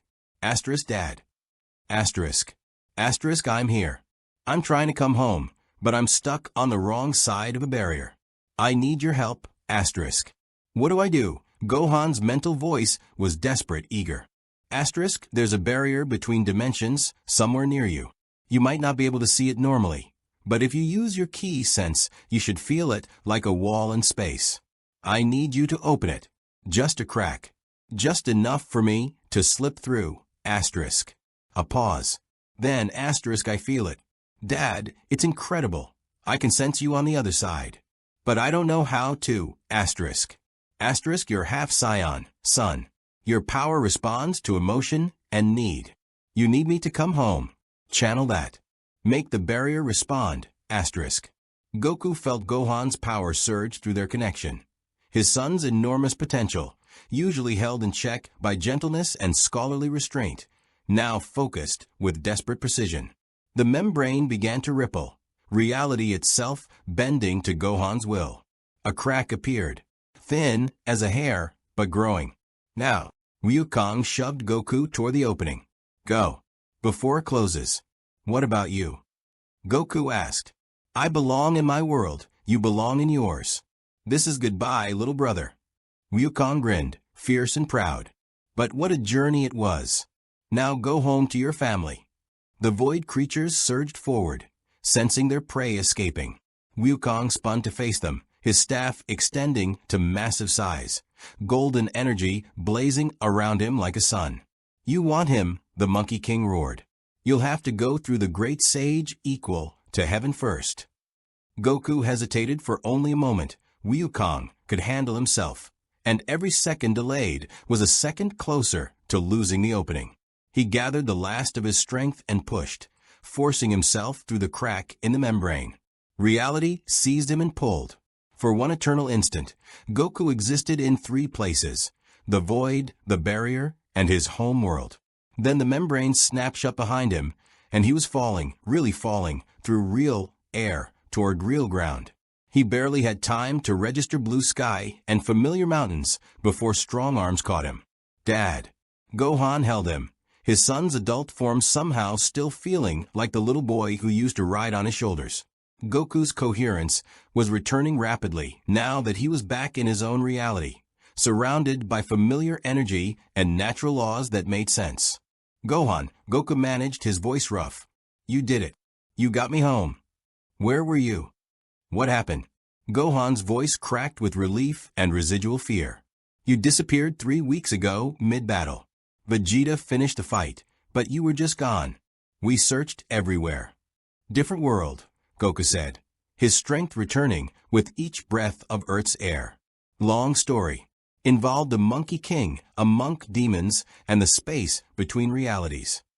They'd landed in a clearing not far from Capsule Corp, where the others had clearly been searching. Goku could sense them converging on his location. Vegeta's irritated relief, Piccolo's steady satisfaction, Krillin's joyful excitement, and Chi-Chi. His wife's energy was approaching like an avenging angel, radiating fury and worry and love in equal measure. Oh no, Goku said. Yeah, Gohan agreed. She's been concerned. Goku. Chi-Chi's voice carried across the distance. Son Goku, you get down here right now. Gohan set his father down gently. Good luck. You're going to need it. Chi-Chi emerged from the tree line, her expression a complex mixture of emotions. For a moment, she just stared at him, taking in his torn GI, his exhausted state, confirming he was really there and really alive. Then she marched forward and hugged him so hard his ribs creaked. Don't you ever, she said into his shoulder, her voice muffled and fierce, ever disappear like that again. Do you have any idea how worried we were? 3 weeks, Goku. 3 weeks of not knowing if you were alive or dead or... I'm sorry, Goku said, hugging her back just as tightly. I didn't mean to. Something went wrong with my instant transmission during a fight, and I ended up in another world. But I'm home now. I'm okay. She pulled back enough to look at his face, her eyes suspiciously bright. Another world? What kind of world? One with demons and gods and a journey to get Buddhist scriptures, Goku said. And a monkey warrior who kind of reminded me of what I might have been if things had gone differently. He helped me get home. Then I owe this monkey warrior a debt, Chi-Chi said firmly, for bringing my husband back to me. The others arrived in a rush, Vegeta trying to look uninterested but clearly relieved, Piccolo nodding approvingly, Krillin babbling questions, Goten launching himself at Goku for a hug, and more friends appearing by the second. Home. This was home, the chaos and affection, the bonds forged through shared battles and quiet moments, the family he'd chosen and the family he'd been given. Goku looked up at the sky, toward the dimensional barriers he'd crossed, toward the world he'd left behind. Thank you, brother, he thought, hoping somehow Ryukan could hear. For everything. And somewhere in a world far away, a Monkey King smiled. The first few days back on Earth were a blur of reunions, explanations, and recovery. Goku told his story to gathered friends in Capsule Corp's common room, the accidental dimensional crossing, meeting Sun Wukong and the pilgrimage group, the demons they'd fought, the reality barriers they'd navigated, and finally the desperate leap through the void. Vegeta listened with his arms crossed, his expression skeptical.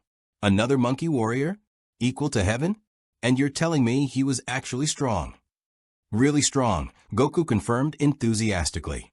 His staff could change size and weight instantly, and he'd mastered 72 different transformations. Plus, he was immortal, ate the peaches of immortality and everything. Sounds like a fairy tale, Vegeta scoffed, though his eyes showed interest despite himself. It was real, Goku insisted. He taught me techniques I'd never seen before, and I taught him about ki control. We were just starting to really learn from each other when I had to leave. Bulma, who'd been taking notes on everything, looked up from her tablet. These reality barriers you described, they sound similar to some theoretical physics, concepts I've been exploring. If we could study one properly, the applications would be incredible. Absolutely not, Chi-Chi said firmly. No more dimensional travel. Goku just got home. I wasn't suggesting. I know exactly what you were suggesting, Bulma. The answer is no. Piccolo, who'd been meditating quietly in the corner, spoke up. You said this Sun Wukong wore a headband that controlled him, a device that caused pain when he disobeyed. Yeah, Goku said, his expression darkening. Buddha put it on him as punishment for rebellion. His master could recite a sutra that made a contract. I didn't like it, but Wukong said he'd made peace with it, that it was helping him become better than he used to be. And you believed him? Piccolo asked. Goku was quiet for a moment. I believed he was choosing to see it that way. Whether the headband was really necessary or just a method of control, I don't know. But Wukong was using his situation to grow, even if the situation itself wasn't fair. Sounds familiar, Piccolo said with a slight smile, and Goku understood. Piccolo himself had been created as a weapon, designed to be evil, but had chosen to become something more. Sometimes the chains you couldn't remove became the anvil on which you forged yourself into something stronger. Over the following weeks, Goku settled back into his normal life, training with Vegeta, who'd apparently gotten stronger during Goku's absence, and was insufferably smug about it, helping Gohan with his research, playing with Goten, enduring Chi-Chi's lectures about responsibility and family time. Normal, peaceful, home. But at night, when he couldn't sleep, Goku would go outside and look up at the stars, wondering about that other world. Was Wukong still on the journey west? Had they encountered any demons worth fighting? Was Tang Sanzang still dispensing wisdom while his disciples complained? Had Zhu Beiji finally gotten that feast he kept talking about? A month after his return, Goku was training alone in a remote mountain range when he felt it, a familiar ripple in space, like reality holding its breath. He stopped mid-kata, his ki sense expanding, searching for the source. There, a tiny tear in dimensional fabric, barely larger than a pinprick, invisible to normal sight, but clear as day to someone who'd navigated the void between worlds. Goku approached it carefully, remembering the lessons Wukong had taught him about maintaining identity near reality distortions. The tear wasn't dangerous, not like the abyss had been, but it was there, a connection between his world and somewhere else. He reached out tentatively with his key, touching the edge of the tear, and felt a response. Not Wukong's celestial energy, but something similar. A message, encoded in spiritual force, that his key could just barely interpret. Brother Goku, if you're receiving this, my gamble worked. Before I returned to my world from the void, I marked the dimensional boundary. This tear is stable and permanent, connecting our worlds. I can't cross through it. I'm bound to my journey. But we can communicate. And perhaps, when both our paths are complete, we might meet again for that rematch. Until then, keep fighting with joy. Keep protecting those you love. And never forget, you're not just strong, you're Sun Wukong's brother. And that means something in any world. The great sage equal to heaven. Goku laughed, delighted and touched. Trust Wukong to find a way to maintain their connection across dimensional barriers. He focused his ki and sent a response back through the tear, hoping the Monkey King would receive it. Brother Wukong, thank you for everything. For the training, for the friendship, for saving me in the void when I needed it most. I won't forget what you taught me about identity and choice. Keep protecting your master. Keep earning that redemption you're working toward. And when your journey is done, if you ever find a way to visit, there's always a place for you here. We'll have that rematch, and then you can meet my family and friends. I think you'd get along great with Vegeta. You're both stubborn, proud, and secretly good people. Stay strong, brother. Goku. The tear pulsed with acknowledgement, and Goku felt Wukong's amusement ripple across the dimensional boundary. Then the connection settled into a gentle, constant presence, not intrusive, just there. A reminder that friendship transcended distance, even when that distance was measured in realities rather than miles. Goku returned home that evening to find Chi-Chi making dinner, Gohan helping while talking about his latest research, and Goten practicing his forms in the yard. Normal, everyday, precious family life. Good training session? Chi-Chi asked as he entered. Yeah, Goku said, kissing her cheek. Really good. I might have found a way to stay in touch with that friend I made in the other world. Chi-Chi gave him a look. This doesn't involve any more dimensional travel, does it? No. Just long-distance communication. Really long distance. Fine. But if a Monkey King shows up in my kitchen, demanding to be fed, you're doing the cooking. Deal, Goku laughed. That night, after dinner and family time, and all the simple routines that made life worth living, Goku lay in bed and thought about the journey. About falling through the void and landing in a world where gods walked among mortals, where a monkey could become king and challenge heaven itself, where a monk's patient wisdom could transform criminals into heroes. He thought about Sun Wukong, bound by a golden circlet, but choosing every day to be more than his past. About Tang Sanzang, who understood that the journey mattered more than the destination. About Zhu Beiji's humor, Xiao Wujing's quiet strength, and the bonds formed between unlikely companions. And he thought about the lessons he'd learned, that identity was an anchor when reality tried to unmake you, that strength without purpose was just noise, that the greatest battles weren't always won with power, but with choice and will and the stubborn refusal to give up. What are you thinking about? Chi-Chi murmured sleepily beside him. About how lucky I am, Goku said honestly, to have all this. Family, friends, home. I've fought across universes and met incredible people, but this, he gestured to encompass their bedroom, their home, their life together. This is what matters most. You really did grow while you were gone, Chi-Chi said, surprised and pleased. Usually it takes you years to have insights like that. I had a good teacher, Goku said. A Monkey King who learned the hard way that power without wisdom is just destruction waiting to happen. He's still learning, still earning redemption. Made me think about my own journey, how I'm not just trying to get stronger, but trying to be better. A better husband, better father, better protector. Chi-Chi snuggled closer. You're already pretty good at all of those. But I won't complain about you trying to be better. Goku smiled in the darkness, holding his wife, listening to his sons breathing from their rooms down the hall, feeling the Earth's familiar energy all around him. Somewhere in a world far away, a pilgrimage continued toward the Western paradise. Demons would be fought, lessons would be learned, and 5 unlikely companions would grow closer to whatever redemption and enlightenment awaited them at the journey's end. And here, in this world, a Saiyan warrior would continue his own journey, protecting Earth, raising his family, pushing beyond every limit, and remembering that true strength came not just from training or battle, but from choosing, every single day, to be someone worth knowing. 2 monkey warriors, separated by the void between realities, connected by brotherhood and the understanding that some bonds transcend distance, dimension, and destiny. The journey, in both worlds, continued. And that was exactly how it should be. The dimensional tear remained stable, a permanent connection between worlds that allowed occasional messages to pass between brothers. Over the months that followed, Goku would sometimes receive flashes of insight from Wukong's journey, techniques to try, philosophical observations, or simply the news that they'd defeated another demon and Tang Sanzang had delivered another lecture about patience.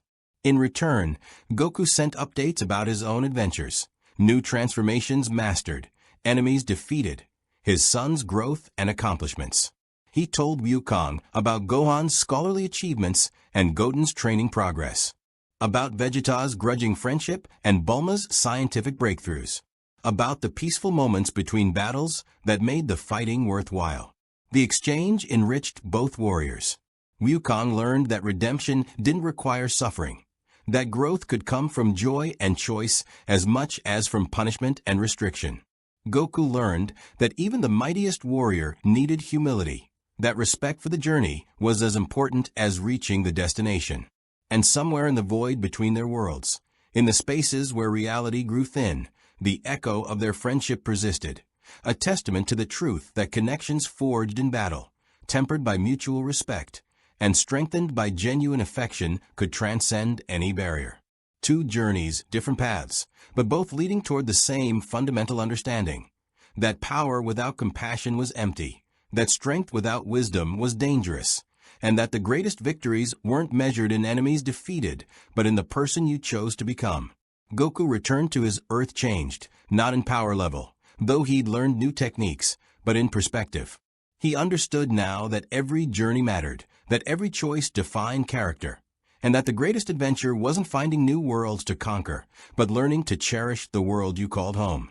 And in another reality, Son Wukong continued westward, his golden circlet a reminder of past mistakes and future possibilities, his heart lighter for having met a warrior who saw brotherhood before competition, friendship before rivalry. The stars shone the same in both worlds. The paths diverged, but the destination, wisdom, redemption, growth, remained universal. May the Force, or in this case, the Tao, be with them both.